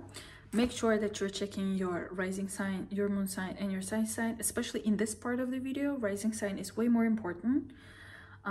And the beginning of the video is about global aspects, bigger aspects that are going to influence everyone, like globally. But on an individual level, I'm just gonna go with short and fast aspects in the summer, but the detailed video with every single aspect is going to be for monthly videos, which is June is already out.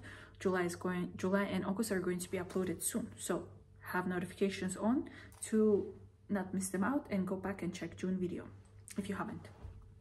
So as I said in my Jupiter video that you haven't watched probably, but make sure that you watch Jupiter video, because Jupiter moved into Gemini from 26th of May.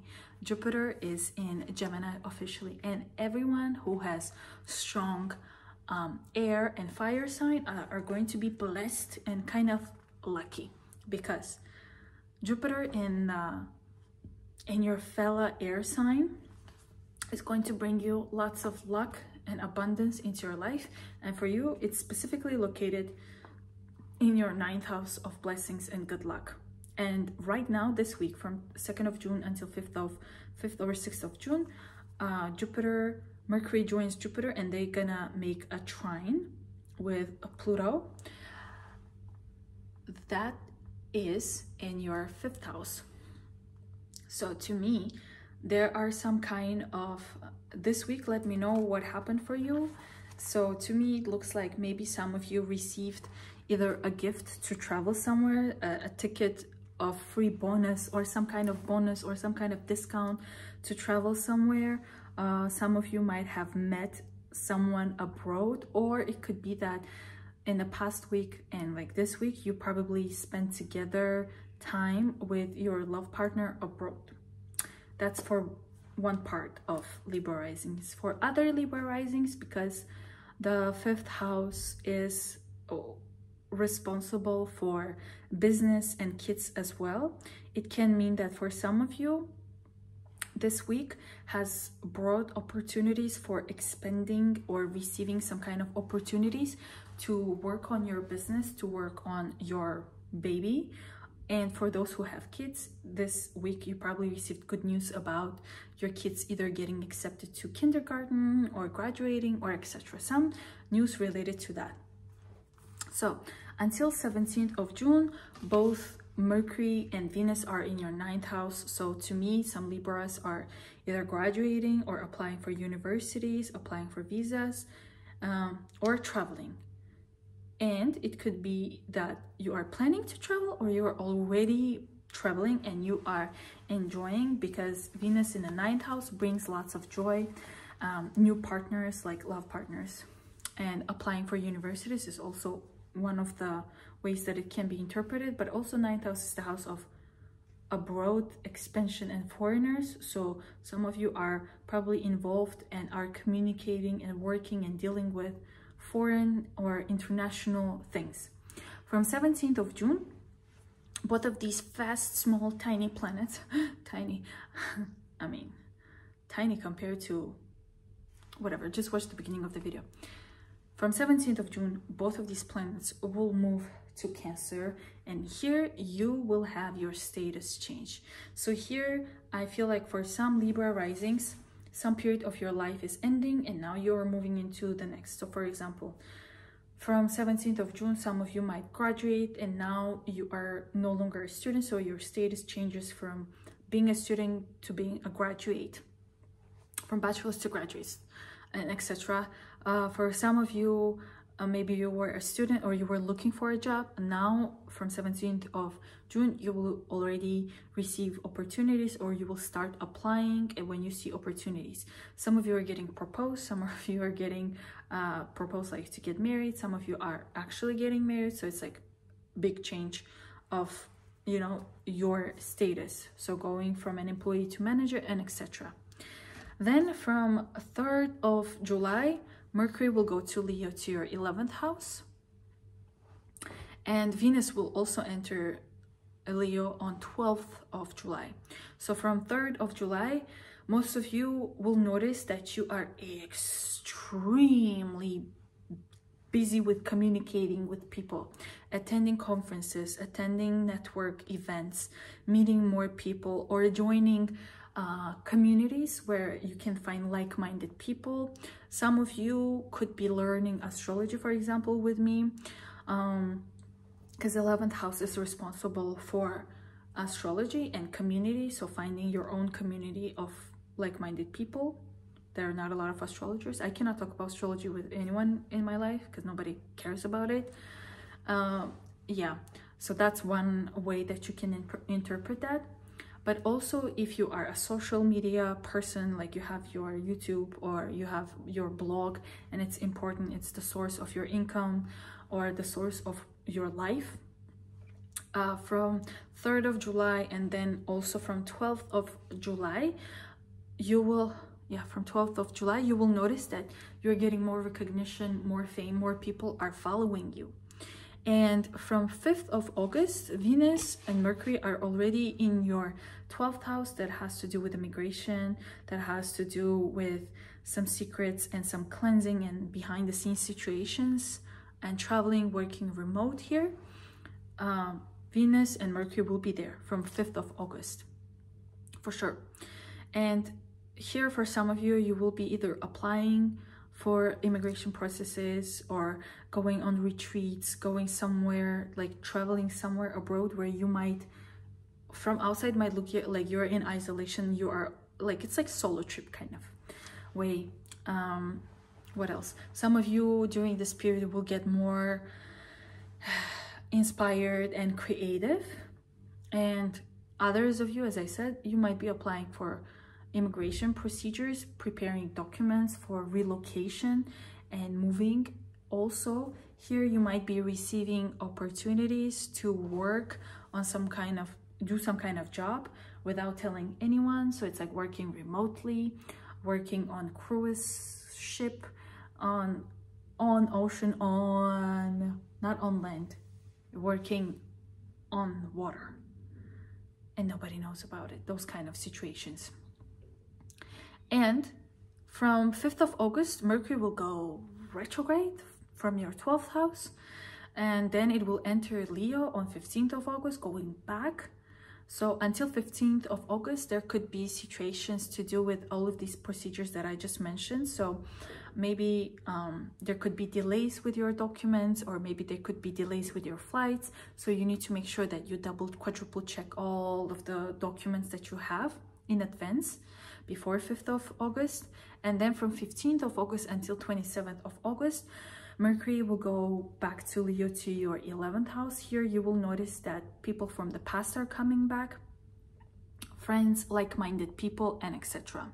From 26th of June though, Lilith, it's a black moon, it's a position, a point in our system that brings fears or delusions, or just like not pleasant feelings, but it's more on your subconscious feelings, like your feelings, because it's moon, black moon. So it means everything of that moon, but on the negative side. So it goes into Libra, to your own first house. And let me tell you, for me, I think, yeah, Lilith was in my first house and it just recently came out of there. This is when Lilith in the first house is about you having this fear or thought that people around you don't know you for who you are. So there is this feeling where you kind of put yourself outside of your body and you see your interaction with other people, and you can see that those people that are interacting with you, they don't know you, or you might feel that they're judging you, or you might feel that other people might be thinking that you're not good enough or you're not who you are. So basically, let's say in my mind I am this and people around me think of me this. So that's the fear subconscious thing that is going to be happening, but it could be true, which for me was true, because it's like it depends on other aspects that are happening in your life, but it will, this Lilith in the first house will make you feel that people around you don't understand you or don't want to accept you for who you are because they cannot see you for who you are. And it's gonna be from 29th of June until March 2025. Why am I mentioning this? It's for some people like me who are wondering why this is happening, so that you have a proof that, oh yeah, this is happening because of that. Here also, you might think or you might feel that you are not pretty, that you are not as fancy as you were or you thought you were. So again, it's just a thought, but the more you think about it, the more it will be coming true. So be careful with that. And here you might be gossiping. You will notice that you are starting gossiping too much about other people. So do you want it? Do you want to gossip? I mean, good luck. But if you don't want the negative consequences of this, then you can just stop yourself. Yeah, so even though Libra is considered the most diplomatic, the most like peaceful sign, but once Lilith goes in there, you go like the opposite of, I mentioned this in the beginning of the video, so make sure to check it. And yeah, make sure to check the beginning of the video, make sure to check the June video, make sure to check Jupiter video. Everything is already out, just go ahead and check it out. And if you want to study astrology with me, I have 2 offers now. So before I had only one, now I have 2 offers.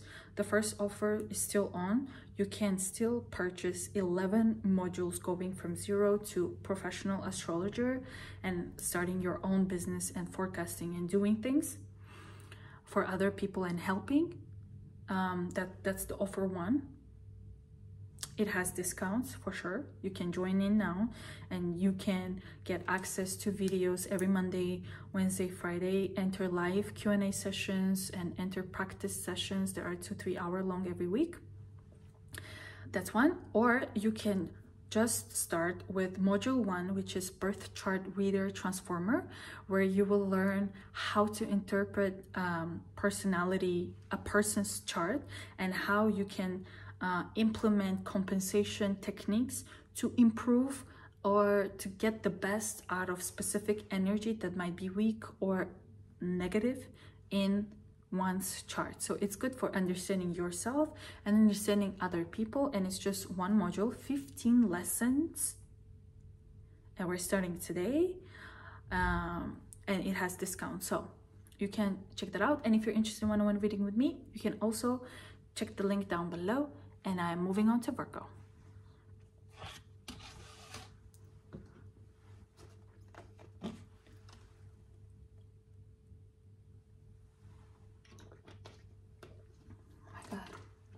so hot.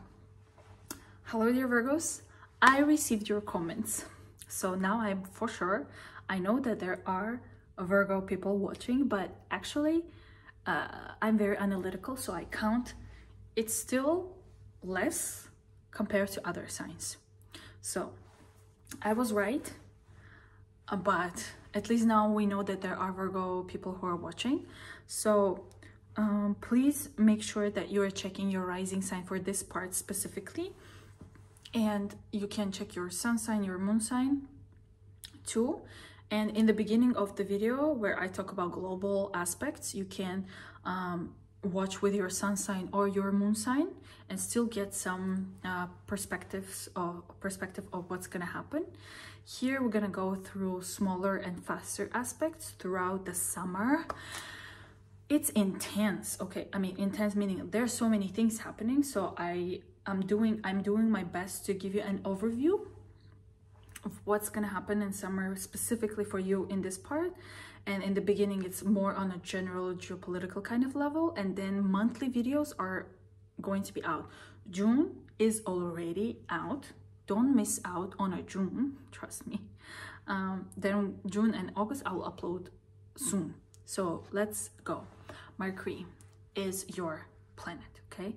It's your ruling planet, so whatever happens to it, you influence the most, and a lot of things will happen to Mercury this summer. Right now Mercury is in Gemini, literally yesterday entered Gemini together with Jupiter, Gemini, and Venus in Gemini. Until 17th of June they are all in Gemini. And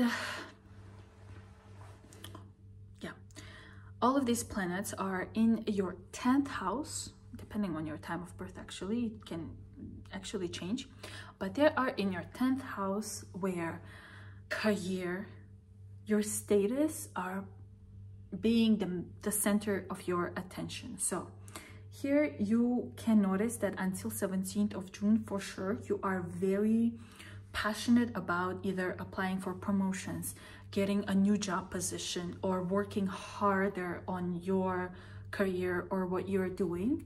Some of you during this period are getting proposed, so let me know if you're getting married this summer or this upcoming year. I really want to know, because Jupiter is in there, talks about like big, complete, big changes, and Mercury rules you. So to me, very big moves that are happening here for you. So this is something where you go back like before and after. So I was a student, now I'm employed. I was employed, now I'm a manager. What else? I was single, now I have someone. Now I'm married. I was married, now I have kids. So all the status changes. So let's say I was a citizen of this country, now I am citizen of another country, now I have like, you got the point. So that's what's happening for you until 17th of June and the whole year actually, with Jupiter being in Gemini. And you can check Jupiter video, which is out. So Jupiter in the 10th house is definitely making sure that you have big changes in your life.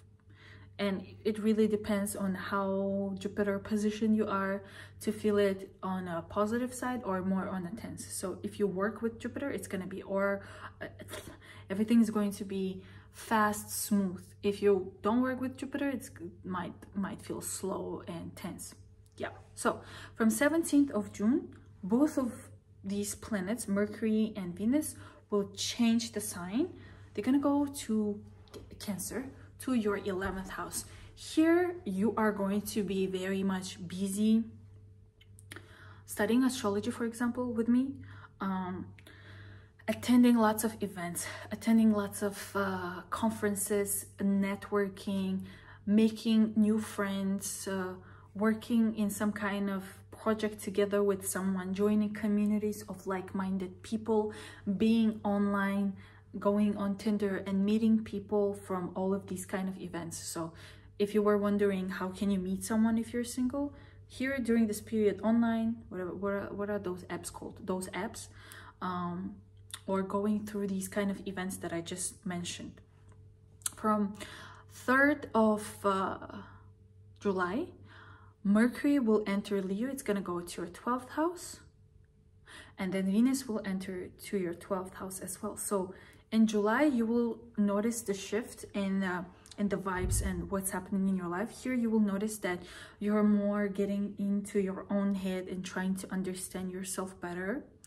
That's one way to interpret. Second way is that maybe now during this period, you will travel somewhere more on a retreat, not for just like travel to discover new things, but more travel somewhere or go somewhere where you can rest and fully detox and do kind of relaxation, have relaxation time, me time, you know?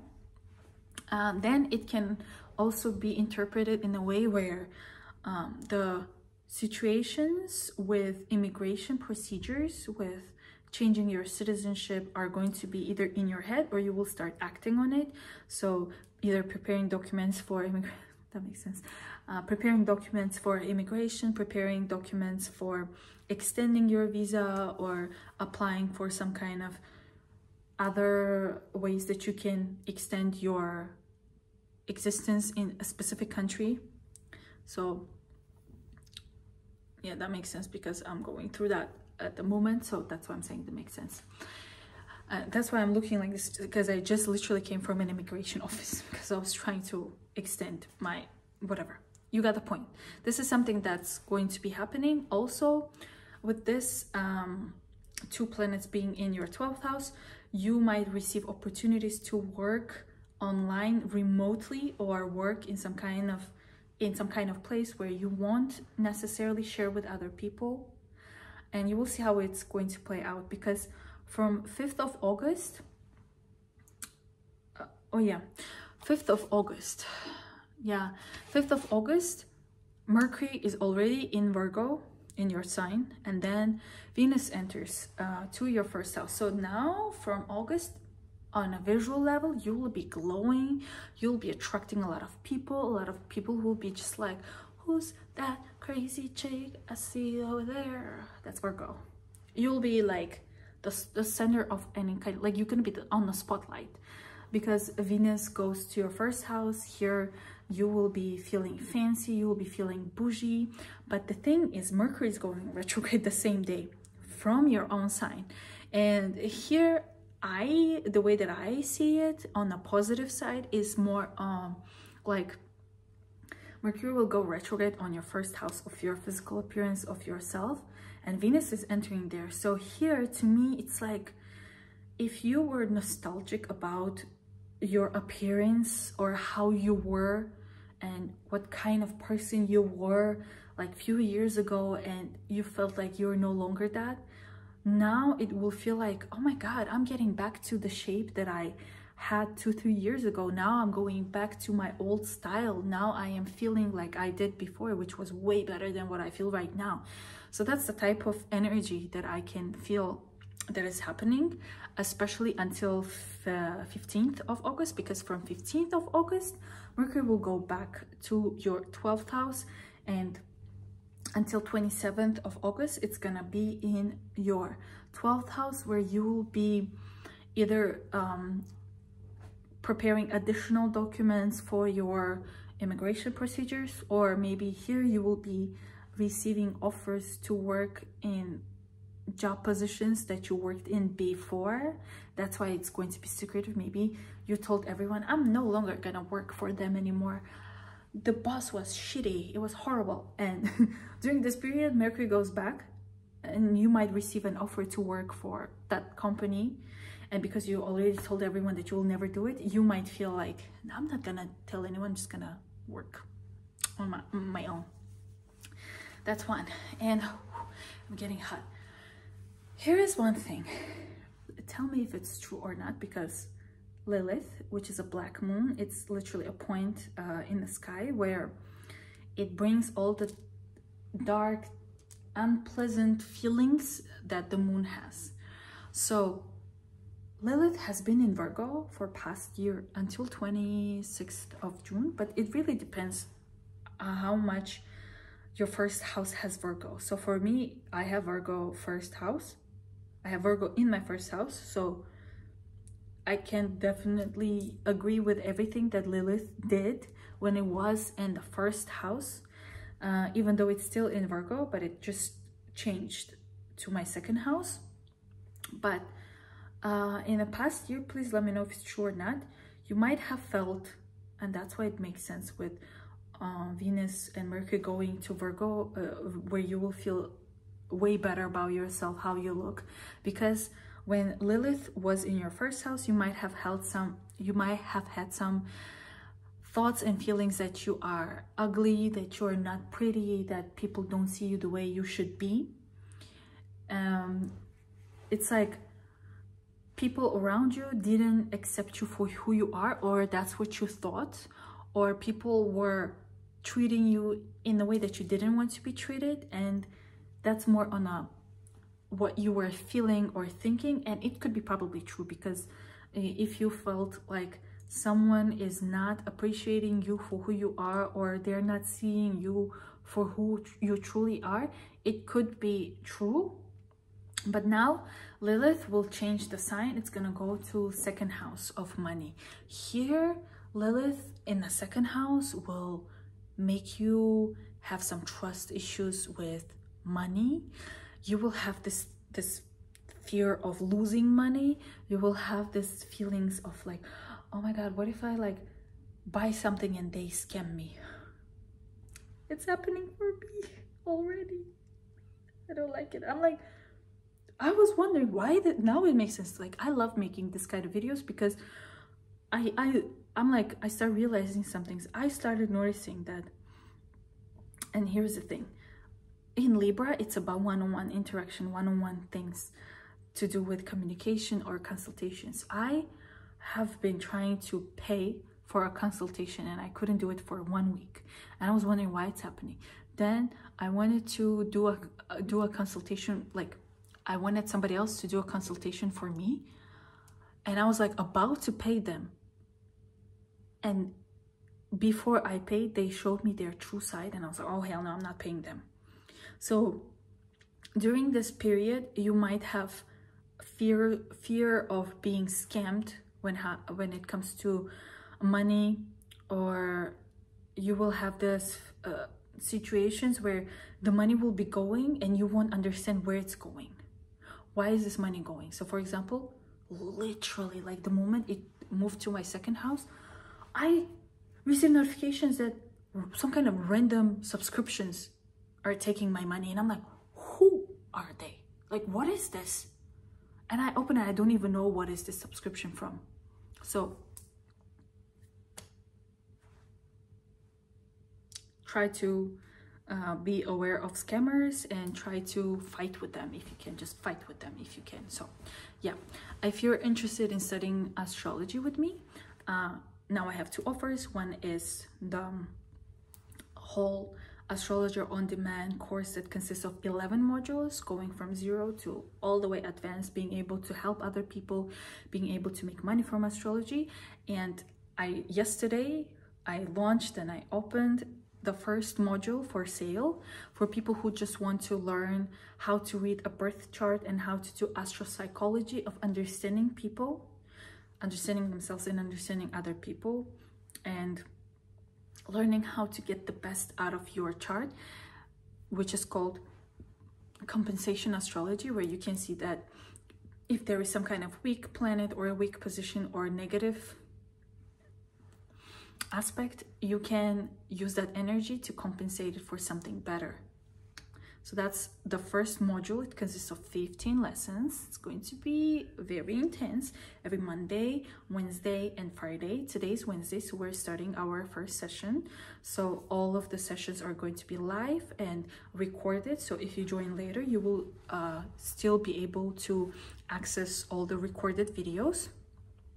You will be able to join live Q&A sessions after each lesson, and join 2-3 hour long practice sessions where we go over students' natal charts and celebrity charts. So it's like, that's how we do practice sessions. But yeah, and they all have discounts. Both products I have discounts. So, and installments. Yeah, I think I included installments. So if you're interested, the link is down below. If you want one-on-one reading with me, you can always contact me. And we're moving on to Leo. need a sip of water.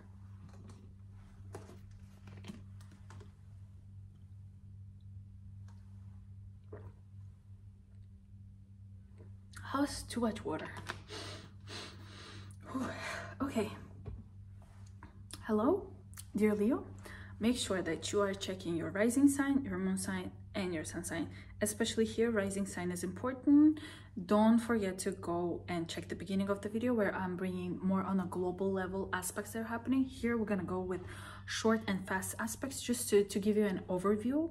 For detailed monthly, June is already out. Go ahead and check it out. Don't miss out on June, because you will see why. July and August, I will upload soon. So let's go. What's going on? If you haven't checked Jupiter video, you probably don't know that this year, starting from 26th of May until May or June, I don't remember, 2025 is a lucky year for all fire signs and all air signs. Why? Because Jupiter moved into air sign Gemini, and it is making beautiful aspect to your fiery Leo sign. So what does it mean? At the moment, right now, Jupiter, Mercury, and Venus, Sun are all in your, where is it? Where are they? 9th house. Wait a minute. No, 9th house. 11th house. Yeah, sorry. They're all in your 11th house of fame, recognition, dreams coming true, lots of networking, lots of communication, working in communities with specific groups of people that are like-minded, learning astrology with me and having your own community of astrologers, and being extremely social here. So especially this week, some of Leo risings are getting more recognized because Mercury joining Jupiter this week, like from 2nd of June until 5th, 6th of yeah, until tomorrow, let's say. If you're watching today, this video is uploaded. Please let me know how this week has been playing out for you, because this aspect is trining with Pluto that is in your 7th house of partnerships. So to me, this combination looks like receiving some kind of blessings when it comes to people around you. So here you might notice that you are either receiving, let's say if you're a social person, if you have your own YouTube, if you have your own blog or something, here you might be getting more recognition, more fame, more people following you and subscribing to your platforms. For others of you, it can mean that during this period you notice that you have lots of clients or lots of consultations and lots of interaction with friends, with your partners, love or business partners. So having lots of one-on-one. So for example, for me, the way it's playing out, literally today we're gonna have one-on-one Zoom call with my students which are studying astrology, which is 11th house. So that's just the way to explain how it's gonna go. Mercury and Venus are in your 11th house until 17th of June. So here, as I said, every topic that I mentioned in the beginning are going to be kind of the center of your attention. Lots of communication, lots of interaction, making a business plan of your life, business plan of your goals, interacting with lots of new people who have like-minded person, like they are like you. So joining networking or conference, like networking events or conferences where you can meet more people and make more friends. From 17th of June, both of these planets at the same time are moving to Cancer. They're gonna go to your 12th house. This is where you will be busy with preparing documents or preparing for immigration procedures or for job opportunities that are hidden behind the scenes, secretive, or on the trip, on the water, on cruise ship, for example. That's one way to interpret it. To me, the way it's playing out, it's literally like extending or thinking about how to extend your stay in another place. Let's say if you are thinking about immigration, if you're thinking about living somewhere abroad, this is the type of period where you are preparing all of those documents, where you are thinking about how and where to go and what to do. That's why I look like this, because I literally came from an immigration office. So that's one way to interpret it. For others of you, it can mean that during this period you will start traveling to places where you will travel not for fun and exploration, but for chilling and sleeping and relaxing, like a retreat kind of way. So that's, I really want to retreat, because I have Monday, Wednesday, Friday lessons with my students, so I need to be traveling, but more chill style of traveling. That's one. Another way that it can be interpreted during this period, you might be having like vivid dreams, or you will see things in your dreams, or you will have more like, this is the period where you can manifest things easily. So I would highly suggest, if you feel unlucky like me during this period, start journaling and manifesting whatever you want. Another way it can be playing out, as I said, finding a job where it's either working remotely or it's working on some kind of project, like secret projects that you don't want to tell about other people. And also, yeah, this is the period where you might be figuring out some secrets from people, or your secrets will be coming out. So stuff like that. Then from 3rd of July, Mercury will enter Leo. So now you will be putting yourself out there. Now when Mercury goes into your own sign of Leo, to your first house, you will be more active. You will be putting yourself outward, telling people about who you are and what do you want. So being more open and more brave with how you communicate with people. And also Venus will also enter Leo from 12th of July. So from 12th of July, you're going to be the center of attention, even though you are probably. But here you will be like glowing, shining, being everywhere noticed. Like you are walking and people are like, who is that? That's a Leo rising walking right there, or Leo sun, or Leo energy, just walking out there. You will be very much noticed here. Here with Venus in the first house, you will be experimenting with your style, improving your style, designing things for like improving your visual appearance, or just making it more fancy and more glowy, I would think. Then in the end of July, Mercury will enter Virgo to your second house, and then Venus will enter Virgo too on 5th of August. So here in the end of July and beginning of August, you will be concentrated on making money or receiving some kind of financial offers, promotions, and etc. But then from 5th of August, I'm still in May, even though we're already in June, so I have to get used to saying June now, but yeah.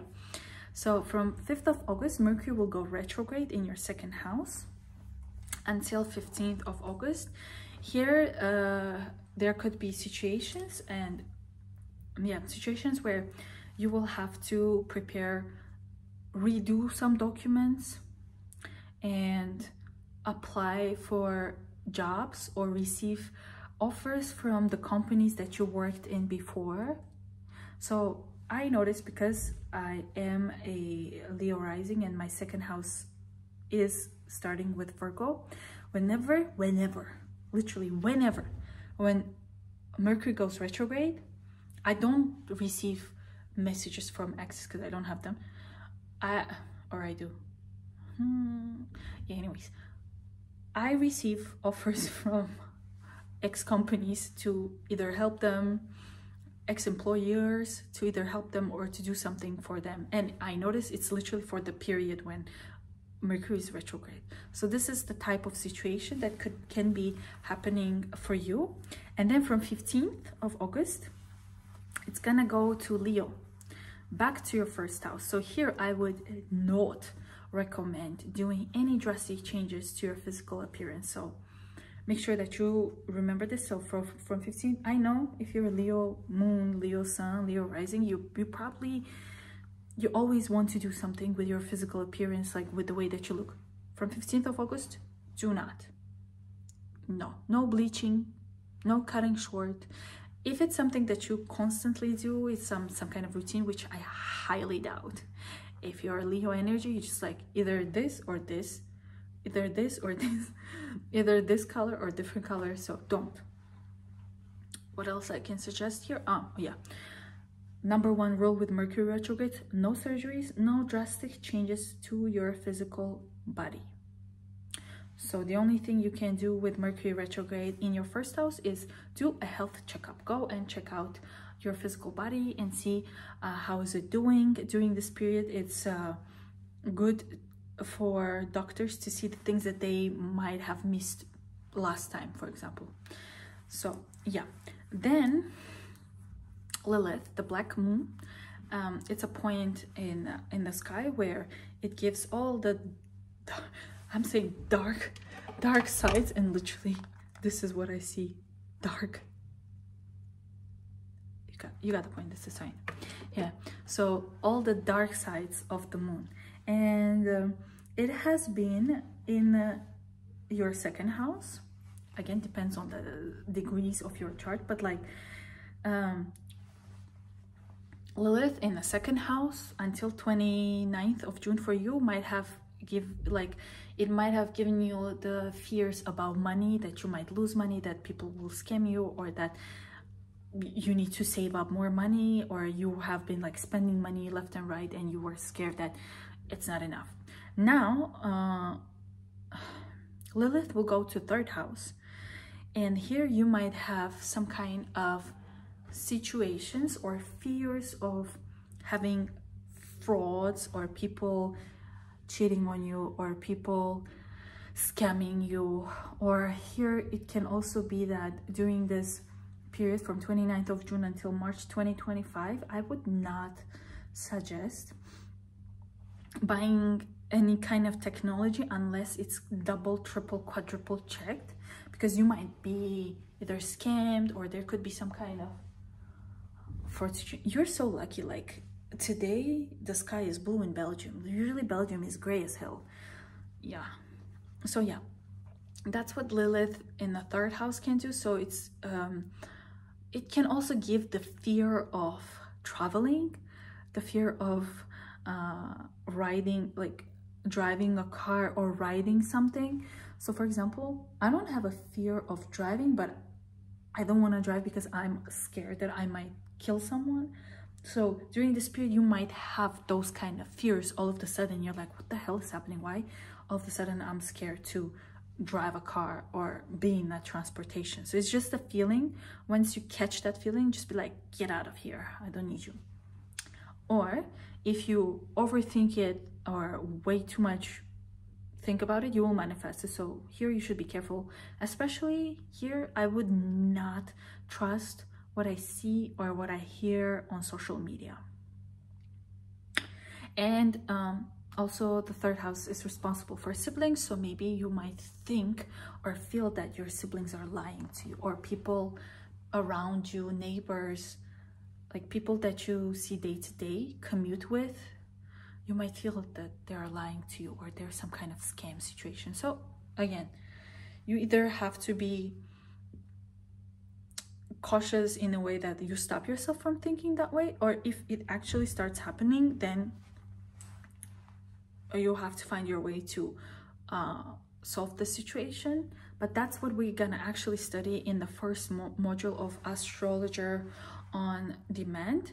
So first module is about birth chart reading and transforming the chart. So transforming the chart talks about like how to take the energy that is already there in your chart that could be aspected negatively or with tense energy, or could be weak, and transform it into something positive that you can use for its potential. So that's our first module. And actually yesterday I opened it to the public, so it's live. You can purchase just the first module and you can join the course with other students that we already have and see how you like it, and then maybe you can extend, or if you want to get all of the modules, which are 11, going from 0 to professional astrologer, to build your business and help other people, understand your kids, understand this industry, understand transits and forecasts, you can still purchase that one with good discount, I would say, and you will also receive a discount for module 1 if you're interested. The link is down below, and yesterday I did it, so I made the website. So I need to be proud. Like every time I create something, I'm like, oh my god, this is so amazing, even though it might not be the coolest thing, but just the idea of me creating something as a Leo stellium 5th house and Leo rising, it just gives me so much life. Yeah, if you're interested in one-on-one reading with me, you can always reach out. And we're moving on to Cancers. Hello Cancer, can I take a sip of water? Just 1 second.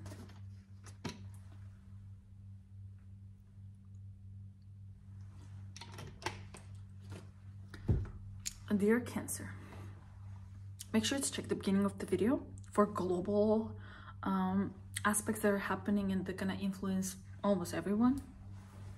And this one is more on very specific aspects. So here you have to check your rising sign for sure. Rising sign, moon sign, and your sun sign, because I'm gonna go with short and fast aspects that are going to happen throughout the whole summer. And the summer is going to be long with a lot of aspects. And I'm gonna make separate video per each month. June is already out, so do not miss out on June. June is like the best month of summer, so make sure to check it out. Then we have July and August. I will upload soon. So let's begin. Oh, okay. So Cancers. Cancer. Jupiter has entered Gemini. It went to your 12th house. Okay, and I've made a separate video on Jupiter going to Gemini, so check it out. It's very important, especially for you, because you're going through some time, some I would say rough emotional time, and yeah, it's not so much fun, but you can use Jupiter in its best way, which is manifesting, because the 12th house is about manifesting. So whatever you think will be coming true with Jupiter in the 12th house, and Jupiter in Gemini, it's about communicating and throat chakra. Whatever you speak will manifest. So whatever you believe and say out loud will be coming true. So be very mindful of what you think, how you think, and what you say.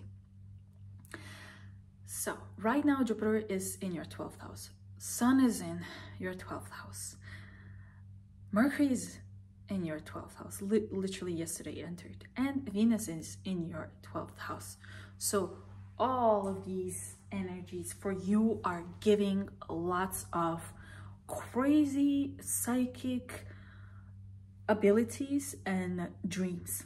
So if it's not true, let me know and say, Soleil, that sucks, that's not true. That's true. I'm pretty sure lots of Cancers or Cancer risings or Cancer moons having vivid dreams or vivid psychic abilities during this period. So I call this the period of soul development, self-development, spiritual growth. That's what I call when Jupiter is in the 12th house. So apart from all of these taboo things, if you don't believe in it, these energies in the 12th house for Cancers are giving opportunities for immigrating, for moving and living abroad, extending your visa, that's one. 2, going for some kind of retreats, detoxing your body, fully cleansing and fully kind of like getting into shifting to your new chapter in your life, which is happening in this summer. Yeah, also with all of these planets in your 12th house, some of you might be receiving opportunities to work remotely on some kind of spiritual project or with spiritual people, or maybe we can just remove spiritual, just working online remotely, or working on the boat, like on the cruise ship or like on the water. Like there are some opportunities for that. And yeah, also 12th house rules the prisons, so some of you might be working in prison. Let me know how it's is it true or not. From 17th of June, and usually a month before the birthday, you might feel exhausted because all of these planets are in your 12th house, which is more on a mental level, more on a spiritual level. If you don't use it, you will be exhausted, but if you use it, you're going to become the best version of yourself. That's what we're actually studying in our first module of birth chart reader and transformer, how to use all of that energy that might be negative into something positive. From 17th of June, both of Mercury and Venus are going to Cancer. So now you're gonna be shining, rising. You're gonna be the spotlight of attention. Like you will have this glow up moment. From 17th of June, you will finally feel alive. You will feel like, oh my God, thanks God, now I can like you will have more certainty of what exactly do you want to do. And especially it's gonna play out in the way that you position yourself, what you wear. You will notice that you are becoming more fancy. You are taking care of your appearance. So you are getting like gorgeous, basically. Either you will feel like you're getting gorgeous, or you will actually start looking way better if that was concerning you before. So yeah, that's a glow up moment from 17th of June. And from 17th of June, Venus is going to be there until 12th of July, and Mercury is going to be there until 3rd of July. So happy birthday, we reached Cancer birthday season. What's happening here? So from 3rd of July, Mercury will go to Leo, to your 2nd house, and then Venus will go to Leo, to your 2nd house from 12th of July. Here you will be making money. Here you will be either applying for job positions, promotions, or you will start receiving money. If you were working on something but you didn't get the money, this is the period where you will start noticing that now the topics of making money, saving money, using your own talents to make money is going to be highlighted for you. So if, let's say, you were on a maternity leave, this is the period where you will go back to work. If you didn't have a job before, this is the time where you will start receiving offers or start something of your own. Who knows? Why not? Cancers are the best business people out there. So yeah.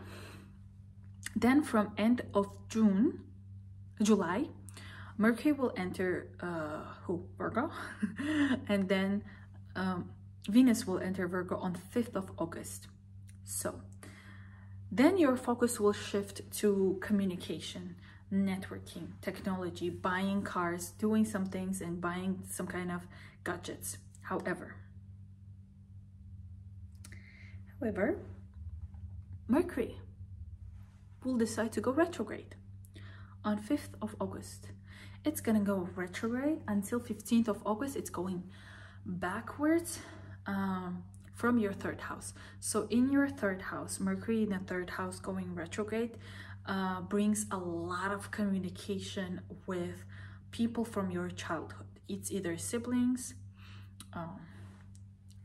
or your high school, elementary school people. Technology will start glitching. You will notice that your newest MacBook will start glitching. That's because of Mercury. And also you will notice that there are lots of delays with transportation and some documents are missing. So here, what is suggested, making sure that everything is quadruple, triple, double checked, everything, especially documents, especially the time for flights. Here, I wouldn't even get bothered if a plane gets delayed. I'll be like, a Mercury retrograde, what can I do about it? Nothing. So just chill, don't stress out about it, and just be like, we flying late? It's fine. We're gonna miss out the last bus or train? It's fine. Not sure if, but it's fine. Then from 15th of August, it's gonna go back to your 12th, to your second house of Leo of money, where now you might have opportunities to get job positions from your previous employers. You can tell them hell to the no, but I'm pretty sure like if it's a good offer, you might take it, but then just know that it's gonna last until Mercury retrograde ends, so until 27th of August. Yeah. Then one of the events that I don't talk about it much, but I will start talking about it, Lilith. It's a black moon, and you are kind of ruled by the moon, so it's like all the negative sides of the moon that can go to either the very weak negative side or very strong negative side. So what do I mean by that? So for you, let me think. Yeah, for you, Lilith goes to your 4th house. So here, Lilith, so before that, Lilith has been in your 3rd house, where you might have had some trust issues with your siblings. You might have had some unpleasant moments with your siblings or with documents. Maybe you were kind of like not trusting of other people helping you out, so you would like maybe work on trying to make everything correct on a paper, for example. Or it could be that you probably missed some details, and that could have caused some kind of problems for you with communication, with documentations. You might have had fears or some kind of unpleasant moments with traveling or moving or commuting, or you might have had the fear of not being able to travel or of not being able to commute and do something. Also, 3rd house could have been scammers and frauds that have to do with social media, online communication, some words. You might have trusted someone with what they're saying and it could have been not true. So yeah, now Lilith will go to your 4th house. Here, there could be fears related to your mother, to your home country, and to your home. So here, the fear might be something like, oh, I'm scared that I might not have my own house. I'm scared that I might not be independent, that I am dependent on my family and my parents. Or I'm scared that I'm not a good mother, because 4th house is also mother. It can be your mother or you are the mother. So there are some just thoughts and feelings that you have. It doesn't mean they are true unless you manifest it into becoming a reality. That's why you should be very careful with how you think and what you think. I said that in the beginning. It's very important year for you to navigate and learn how to work with your mind here. So, and things to do maybe with also your home country. So maybe here you might either fear that you will be stuck in your home country, or the other way, that you might not be able to travel to your home country, or you might be afraid that something is not okay in your house, or like one of the ways that it can also play out, that you have this fear or this disgust towards the way that your house is. Like, ugh, I don't like that my house has black curtains, so ugly, I don't like that one. So it's like that kind of negative way that it can be playing out. But in order to, because it's still a strong energy, you can use it for something positive. And that's what we are going to study in the module 1. So if you're interested in studying astrology with me, you can still join. I now have 2 offers. One is to join the whole course from module 1 to module 11, going from 0 to professional astrologer, where you can predict, do love readings, do kids readings, understand how to work with kids, understand other people, understand what's gonna happen in 10 years and 15 years, tomorrow, today. You can still join. There are some discounts. You can still join. All of our lectures are live on Zoom, recorded, uploaded in the platform, where you can always go back and check those videos later whenever you want. We have live Q&A sessions after each class. We have live practice sessions with students' natal charts and celebrity charts. And we're starting, actually our first session is today, so I'm super excited. So if you join, you'll still be able to join everything that I mentioned and have access to videos already pre-recorded. And I opened an access for module 1. So for example, if you just want to try out one module, or you just want to learn the birth chart, you can purchase that course now. It's available, it's open now, so you can join right now. And there are discounts, and I think I also included installments for 11 modules. So I will be very excited to see you in my course. And we're moving on to Gemini. Let me take a sip of water.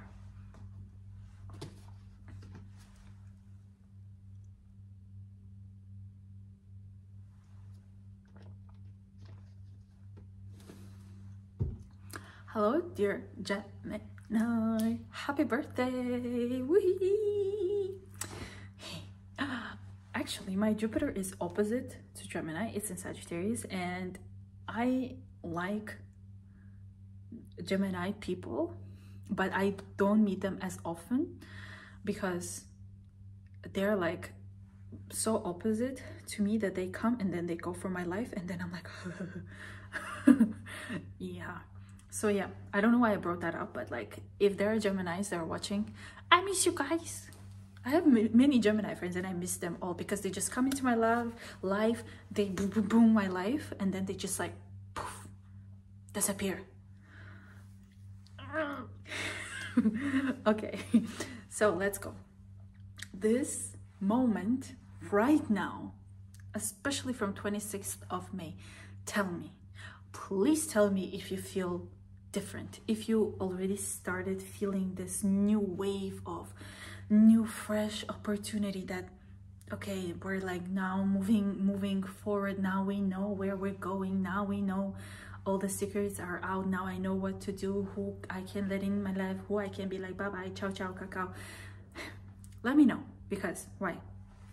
26th of May, Jupiter entered Gemini, and I have a separate whole video on it, and you have to make sure to check it because it's about you. But June, especially from yesterday, Mercury is in Gemini, Venus is in Gemini, Sun is in Gemini, Jupiter is in Gemini. What else is in Gemini? Am I missing something? All of these planets in your first house. It's so much energy that you can use to do whatever. You're like powerful, basically. I call this part of year until next year is just Gemini year. Anything you want, you can do, you can manifest, whatever you call it, you can do anything starting especially from June. So this is so cool. So what's going on? This week, you probably have received some kind of opportunities, some kind of new discoveries in the theme of you, because Jupiter, together with Mercury, has been trining Pluto, that is in Aquarius, that is in your 9th house. So some of Geminis probably have received some kind of opportunities to either study abroad, work with foreigners, expand their businesses, or travel abroad. And maybe some of you probably got this residency card that you're now a citizen of another country. So congratulations. And let me know what played out for you this past week, because it was the most beautiful transit aspect. So yeah, until 17th of June, Mercury and Venus and Sun and all of these things for you are right now happening until 17th of June for sure. What are we talking about? Glow up, recognition, fanciness, being gorgeous, being ambitious, being driven, having goals. I can't rap right now, but like, you got the point. So all of these energies you can literally use for doing anything that you want. Job, relationships, work, career, anything. Again, okay, travel, whatever, everything. Then from 17th of June, Mercury and Venus will go to your second house, and now your thoughts and your actions are going to be towards making money, thinking about how to make money, applying for jobs, starting to use your talents for making money. So here, if you are starting applying for jobs, the best jobs where you will get the best offers are going to be the jobs where you are really good at. So if you're really good at and natural and talented in something, from end of June, if you start applying for those kind of positions, you will notice how even the payment is going to be way better than before. So make sure that you use the best all of your skills in whatever job you're applying for. So don't apply just for anything. Apply for something, because here the money is going to be good. Okay, moving on. So that's going to be from 17th of June until 3rd. So until 3rd of July. From 3rd of July, Mercury is going to go to Leo, to your 3rd house of communication, traveling, technology, siblings, interactions, sales, cars, and being extremely busy, because 3rd house and 6th house are ruled by Mercury. And here we're talking about routine.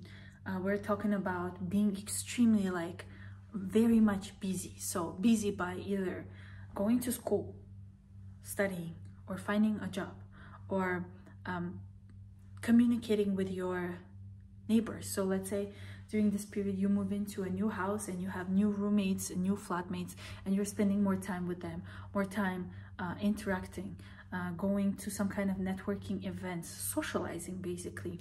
Also, you will notice that you're commuting a lot, so you're going more places, like you're here and then you're there. So throughout the day you're never home. And same thing happens after 12th of July. Venus will enter your 3rd house, and now here all of these things that I'm just mentioned are going to be exalted, so they're going to be more pleasant. So I can also see opportunities here to make money from either teaching something or implementing your skills, so monetizing the skills that you already have. So it's either teaching or taking a course that will help you to make more money. So that's the type of energy with Venus going to your 3rd house. Of course, if you had some kind of communication problems or some kind of argument, some kind of beef with someone, Venus going to your 3rd house will give you opportunities to improve and kind of make a peace with people who you had problems with. And of course, it's also like spending more time or communicating more with your siblings if you were not so spending more time with them. Then from end of July and then 5th of August, these planets will be in your 4th house. Here I can clearly see that some Jupiter people are either moving out and moving in, traveling from place to place, but mostly like changing your living place. So moving into a new house or improving something within your house, redesigning, redecorating your house, especially from 5th of August.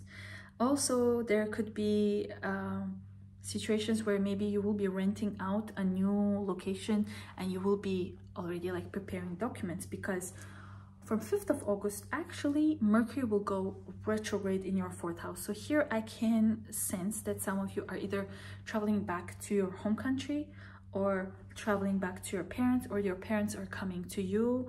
So you will feel this nostalgic feeling of the things that you had when you were a child, younger, a kid. So yeah, that's literally like the best way to interpret is like going back to your roots, going back to your home country. Also, there's an opportunity that you will be digging in documents from about your family, like family tree history kind of situations. Then from 15th of August, this Mercury will go back, even more back to your 3rd house, to your Leo house. Here, by the way, I forgot to mention, when Mercury goes retrograde, You feel it the most. You and Virgos feel it the most. So you even feel the shadow period of Mercury retrograde, which is like 1 to 2 weeks before. So you will start noticing delays, glitches, things are not going the way that they're supposed to. Everything is slow. The glitching part is like, technology glitching part is like the most out there to me. So yeah, everything will feel and seem like it's kind of delayed and too late. Okay, so now Lilith. So Lilith is a black moon. So it gives the black side, the dark side of the moon, which has to do with feelings and mostly like your feelings. It moves to your 5th house. So before it was in your 4th house. Here you might have had some fears about your living situation and your parents. So maybe you might have feared that you don't have your own house, or that something is wrong with your house, or you were feeling like disgusted about what you have, your parents, or about your house. Now this Lilith is going to go to your 5th house. Here you might have some trust issues with your love partner. So here you might be like, I don't trust them. Or you might have this, okay, I'm gonna use this fear word a lot, so you can judge me, it's fine. You will probably have some kind of fear. You'll have a fear of expressing yourself, or you might be shy, or you might feel that, oh, maybe I don't want to express myself, or you will think that you are not expressing yourself enough, and you can go over dramatic, because 5th house is the house of Leo, which is drama, self-centeredness. So you can go on that extreme where you'll be way too dramatic, way too like, oh my god, like me. Yeah, I hear this all the time. So you can go either that way or completely the opposite way. There could also be the fear of maybe not having kids. So you might be like, oh my god, what if I won't have kids? So that's, again, just a thought. It's just a fear. Or it's the other way, like, oh my god, I don't want to have kids. And again, all of these are just thoughts, but the thing is, it's energy, and energy can be used either for good or for bad. And in my Astro Academy, Astrologer on Demand, we're learning astro compensation, astro transformation, where I am teaching how you can use whatever energy is there for its best potential. So let's concentrate Lilith energy not on fear, but on something that you can implement it on. So that's what we are learning in my Astro Academy. And I have 2 offers now. Before I had 1 offer for all 11 modules, going from 0 to professional astrologer, where you can interpret, you can do forecasts, you can do astropsychology, you can do astrocartography, medicinal astrology, kids astrology, love astrology. Now I also opened just 1 module, which is birth chart reading, transforming, so astropsychology and astro transformation. There are 15 lectures, not lectures, sessions. Each are going to be more than 1 hour. With each session, we will have live Q&As. We will have weekly practice sessions of 2-3 hour long on students' natal charts and celebrities' charts. And everything is live on Zoom, recorded, so you can watch those videos whenever you want, and you receive PDFs of lecture notes and workbooks. Basically everything is there for you to study and become an astrologer, because with Gemini energy here, you have to be consuming a lot of information. So you will either use this energy of Gemini on something like talking way too much, not needed conversations, or you can use it for implementing information and then making money from that information. That's one. So the discounts are available. You can purchase right now. It's still out there. If you're interested in one-on-one reading with me, you can always reach out. And we're moving on to Taurus. So let me take a sip of water.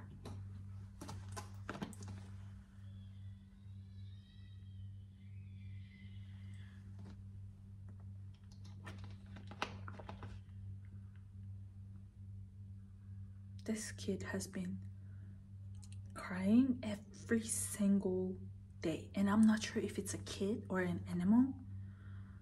It's creepy.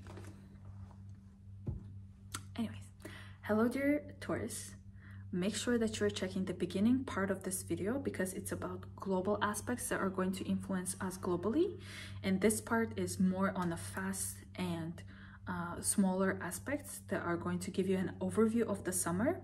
But June video, very detailed, is already out, and the global things that I won't mention as much in the monthly readings, check it out, because again, there's so many things to talk about, and I decided to talk about global things in this video and specific personal level inner planetary aspects on monthly. And Jupiter video is already out, and June video is already out. So summer, make sure that you're checking your sun sign, moon sign, and your rising sign. Especially for this one, rising sign is important. So let's go. Tell me. Jupiter moved into Gemini on 26th of May. So for you, this shift of blessings and lots of energy moved into your second house of money. Tell me, please, Tauruses, I'm really curious to know how your financial situation has changed this month. Okay, from 26th of May. Just let me know how it's going on. So with Jupiter in the second house, new opportunities, new blessings, new ways of making money, saving money, adding up and increasing your wealth. Let me know how it's going. Because until 17th of June, Mercury, Venus, Sun, Jupiter are all in your second house. So until 17th of June, your concentration is fully on your finances and your materialistic world. Meaning here, apart from making money, thinking about how to make money, applying for promotions, getting new job opportunities with really good salary, you're probably also thinking about your self-worth. Meaning like, yeah, I can work anywhere, but do I want to work in a restaurant, or do I want to work in a hotel? Do I want to work this? And here with second house activation, or with so many energies, what happens is that you have to focus on your talents. So whatever you're really good at, you have to make sure that you like take it and you take the best out of it. And that's what we're actually teaching in Astro Academy, how to get the best out of specific energy that is happening in your chart in transits for you. So for you, that's fully in money. From 17th of June, Mercury and Venus, they will go to Cancer. They're gonna go to your third house, and here in the third house you will be very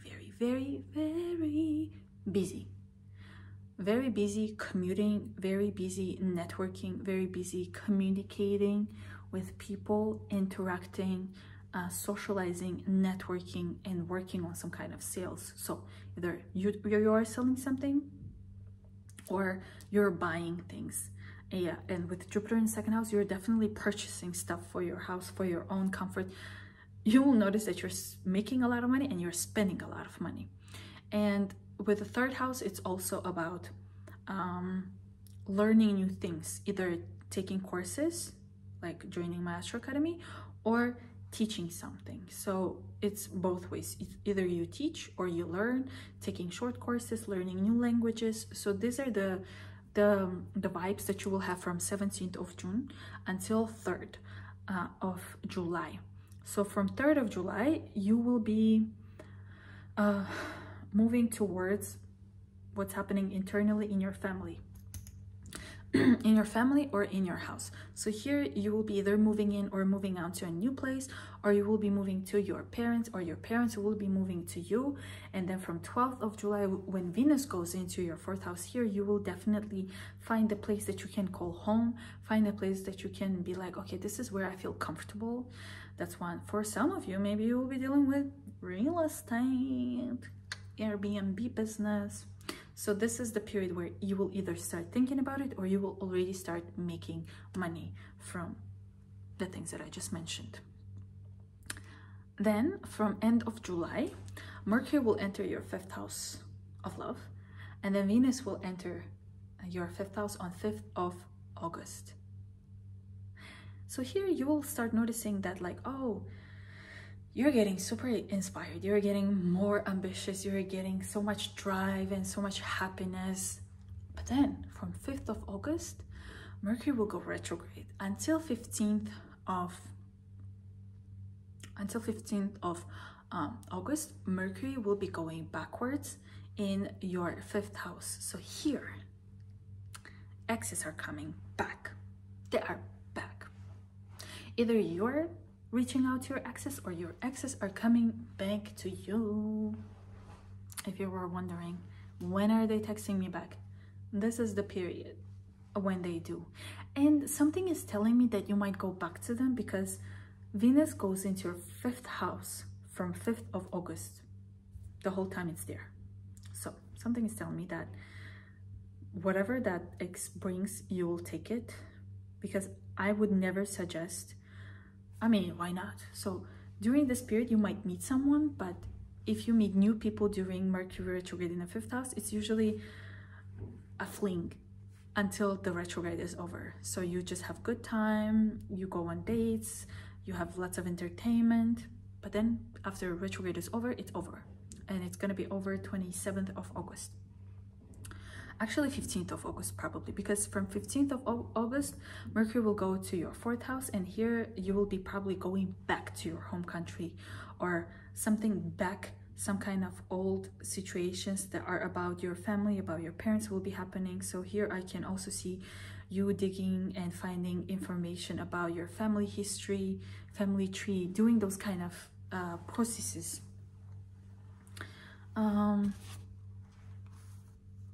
Yeah. Then what we have is Lilith. Lilith will be changing sign from Virgo.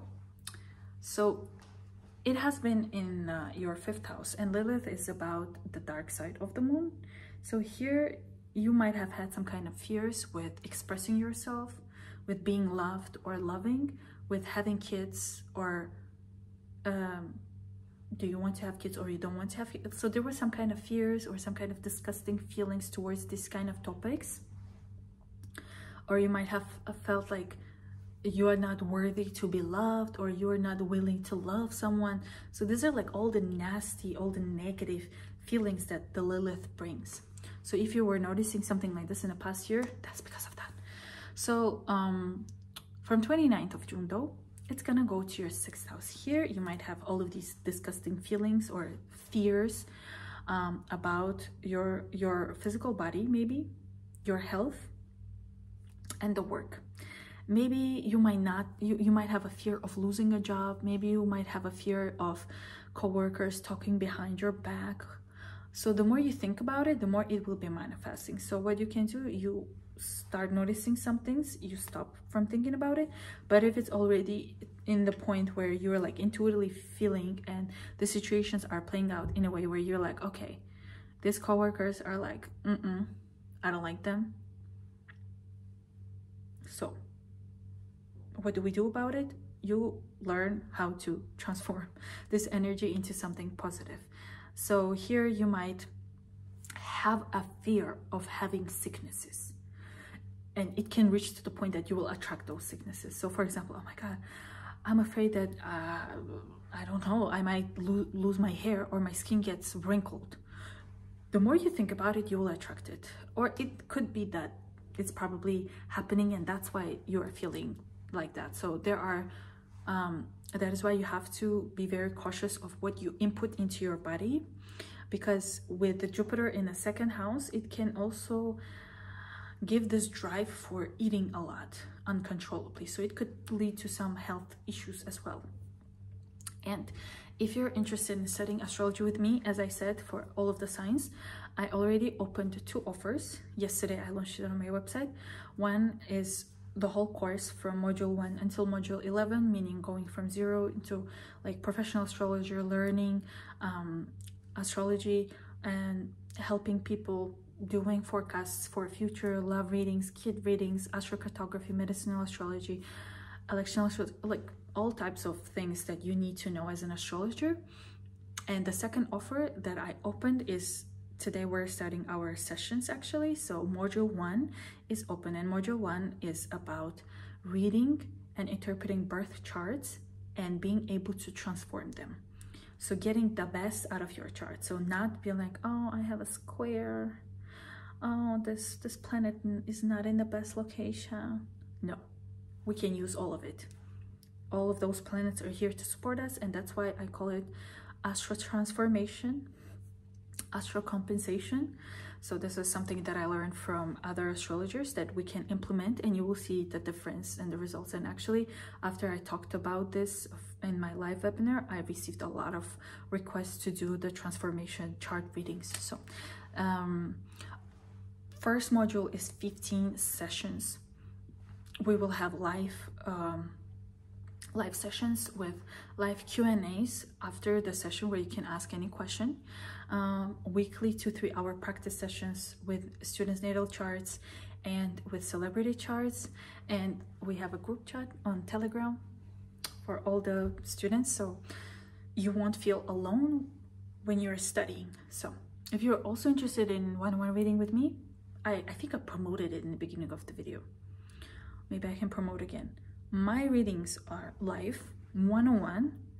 I make presentations. I record all of these readings. I download all of these PDFs and I send them all to you. So it says 1 hour, but it's usually more than 1 hour. And during my readings, you can ask questions like to clear up something or to ask additional questions. So that's the type of readings that I do. And we're moving on to Aries. My last sip of water. Literally, like, it's 3 hours 35 and I've drank. There is no such thing as I drank this much water.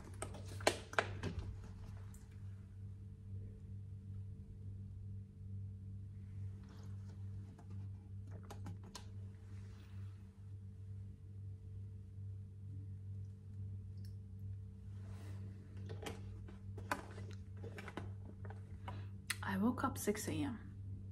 I don't know what time. I haven't eaten yet. I'm fine. I think my periods already began while I was talking. We have a session in 5 hours. I have to hurry up. Oh my god, why did I say that? I give same amount of reading for all signs. Hello, dear Aries. This is your summer reading, but trust me when I say, watch the beginning part of the video. Every time you hear me give general readings, you can always take them as a reading for Aries, because all the general readings are based from Aries perspective because it's the first sign. And don't be mad that you are last. I'm sorry, but last is always the best, right? So let's go. Tell me, how have you been feeling from 26th of May? So from 26th of May, right, Jupiter entered Gemini to your 3rd house. Have you started noticing the blessings of Jupiter in your 3rd house?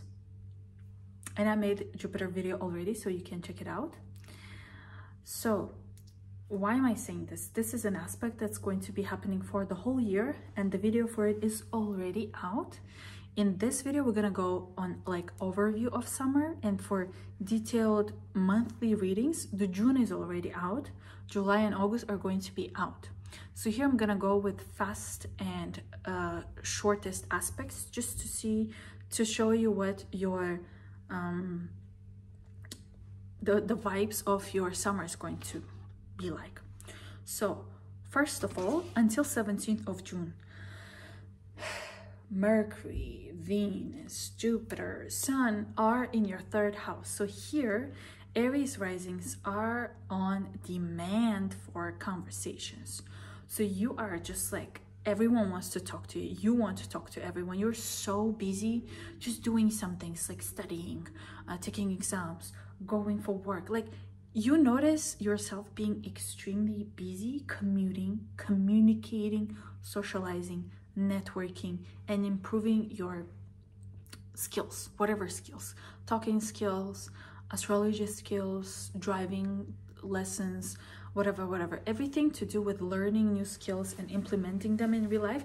That's what you're going to be busy with. From 17th of June, Mercury and Venus are going to go to your 4th house. Here you are going to be either moving in and moving out to a new location, or maybe you will be purchasing new things for your house, redesigning, redecorating your house, buying things to make your house more cozy, more comfortable. Or it just means that you will be busy in topics that are related to housing. Houses, for example, my flatmate is an Aries rising, and he is busy looking for people to rent rooms. That's him. That's an Aries rising. So yeah, that's one of the ways. Like I don't see him I don't know, moving to his parents, but he's moving out and he's looking for people to move into this house. So that's the type of energy. Some of you could be really working in real estate, doing some Airbnb and making profits out of it. So he could be making profits actually. Yeah. Others of you could really be traveling back to your parents, to your home country, or your parents will be visiting you, or you will be busy visiting them. Like you'll be like every weekend going to your parents, for example. And from 3rd of July, Mercury will enter Leo. So here you will be very much driven, ambitious, and happy and super inspired. So you will either be surrounded by kids, or you will meet someone and you will be going out on dates. You're probably going for some kind of concerts. You're basically being busy, being entertained, right? Some of you are probably having a news of getting pregnant, or people around you are getting pregnant, so that's a news for you. And from 12th of July, when Venus goes into Leo, for sure, some of you are either meeting new people or you are clearly in love. If love is not an important thing in your life, just like in mine, here you could be receiving opportunities to open a business, get some kind of new hobby, work on a hobby, work on monetizing your hobby. But basically you will be doing the things that will make you super happy. In the end of July, Mercury will go to your 6th house. And this is where you will be busy with things to do with your routine, your health, your pets, your work. And Venus will join on 5th of August. So from 5th of August, you will be either applying for promotions, making more money from work, or your health will be improving. But the thing is, it's happening with Mercury retrograde. So Mercury retrograde starts from 5th of August in your 6th house of work, routine, health, pets. So here you might notice that you are probably receiving offers from previous employers, or you are applying for jobs that you have done before, and you will be, of course, making money because Venus is in there. It can also be that perfect time to go and visit a doctor, for them to figure out what has been bothering you but nobody knew before.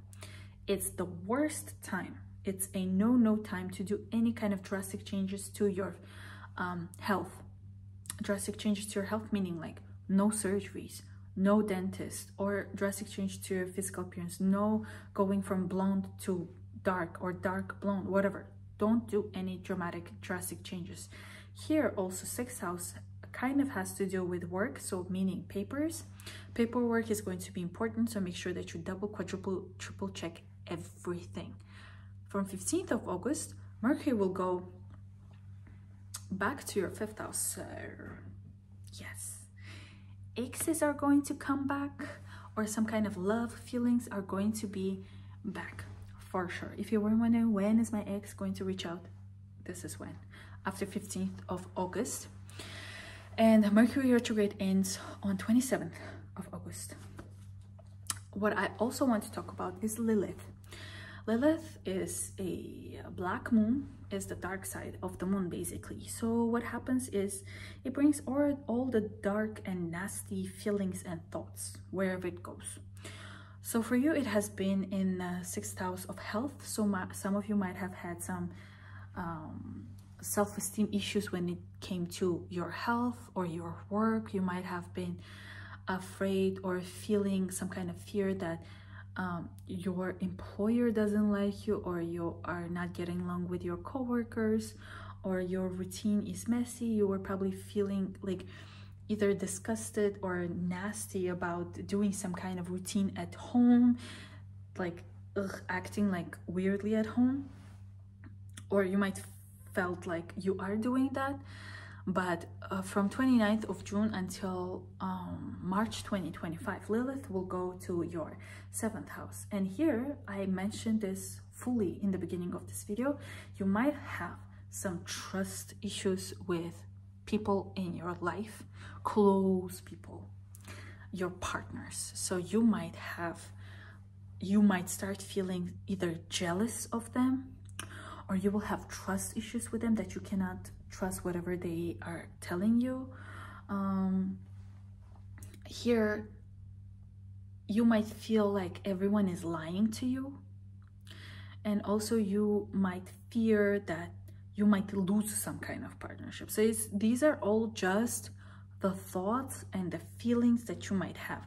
The more you think about them, if you don't stop thinking about it, you might manifest it into your real life. But you can always choose to either stop or use that energy for something better, for potential. Oh my God. Okay. So if you're interested in studying astrology with me, going from 0 to basics, which is module 1. Module 1, I just opened an access for purchase for module 1, where there are 15 sessions where we learn from 0 to understanding and interpreting birth charts, to being able to navigate and transform the chart, your life, to its best potential. That's module 1. It's already open for sale. You can purchase it right now. And all modules are still available for purchase with a good price, with installments. All of our lecture sessions are going to be recorded and live, with live Q&As in the end of each session, weekly practice sessions, 2-3 hour long, on students' natal charts and celebrities charts. We have a group chat. We have all the videos recorded. There are lecture slides, workbooks, and everything that you can download and watch whenever you want. And if you're interested in one-on-one reading with me, you can always reach out. And thank you so much for being here. Have an amazing summer. Don't forget to check the June video, which is already out, and July and August videos are coming out soon. Thank you so much. Ciao, ciao.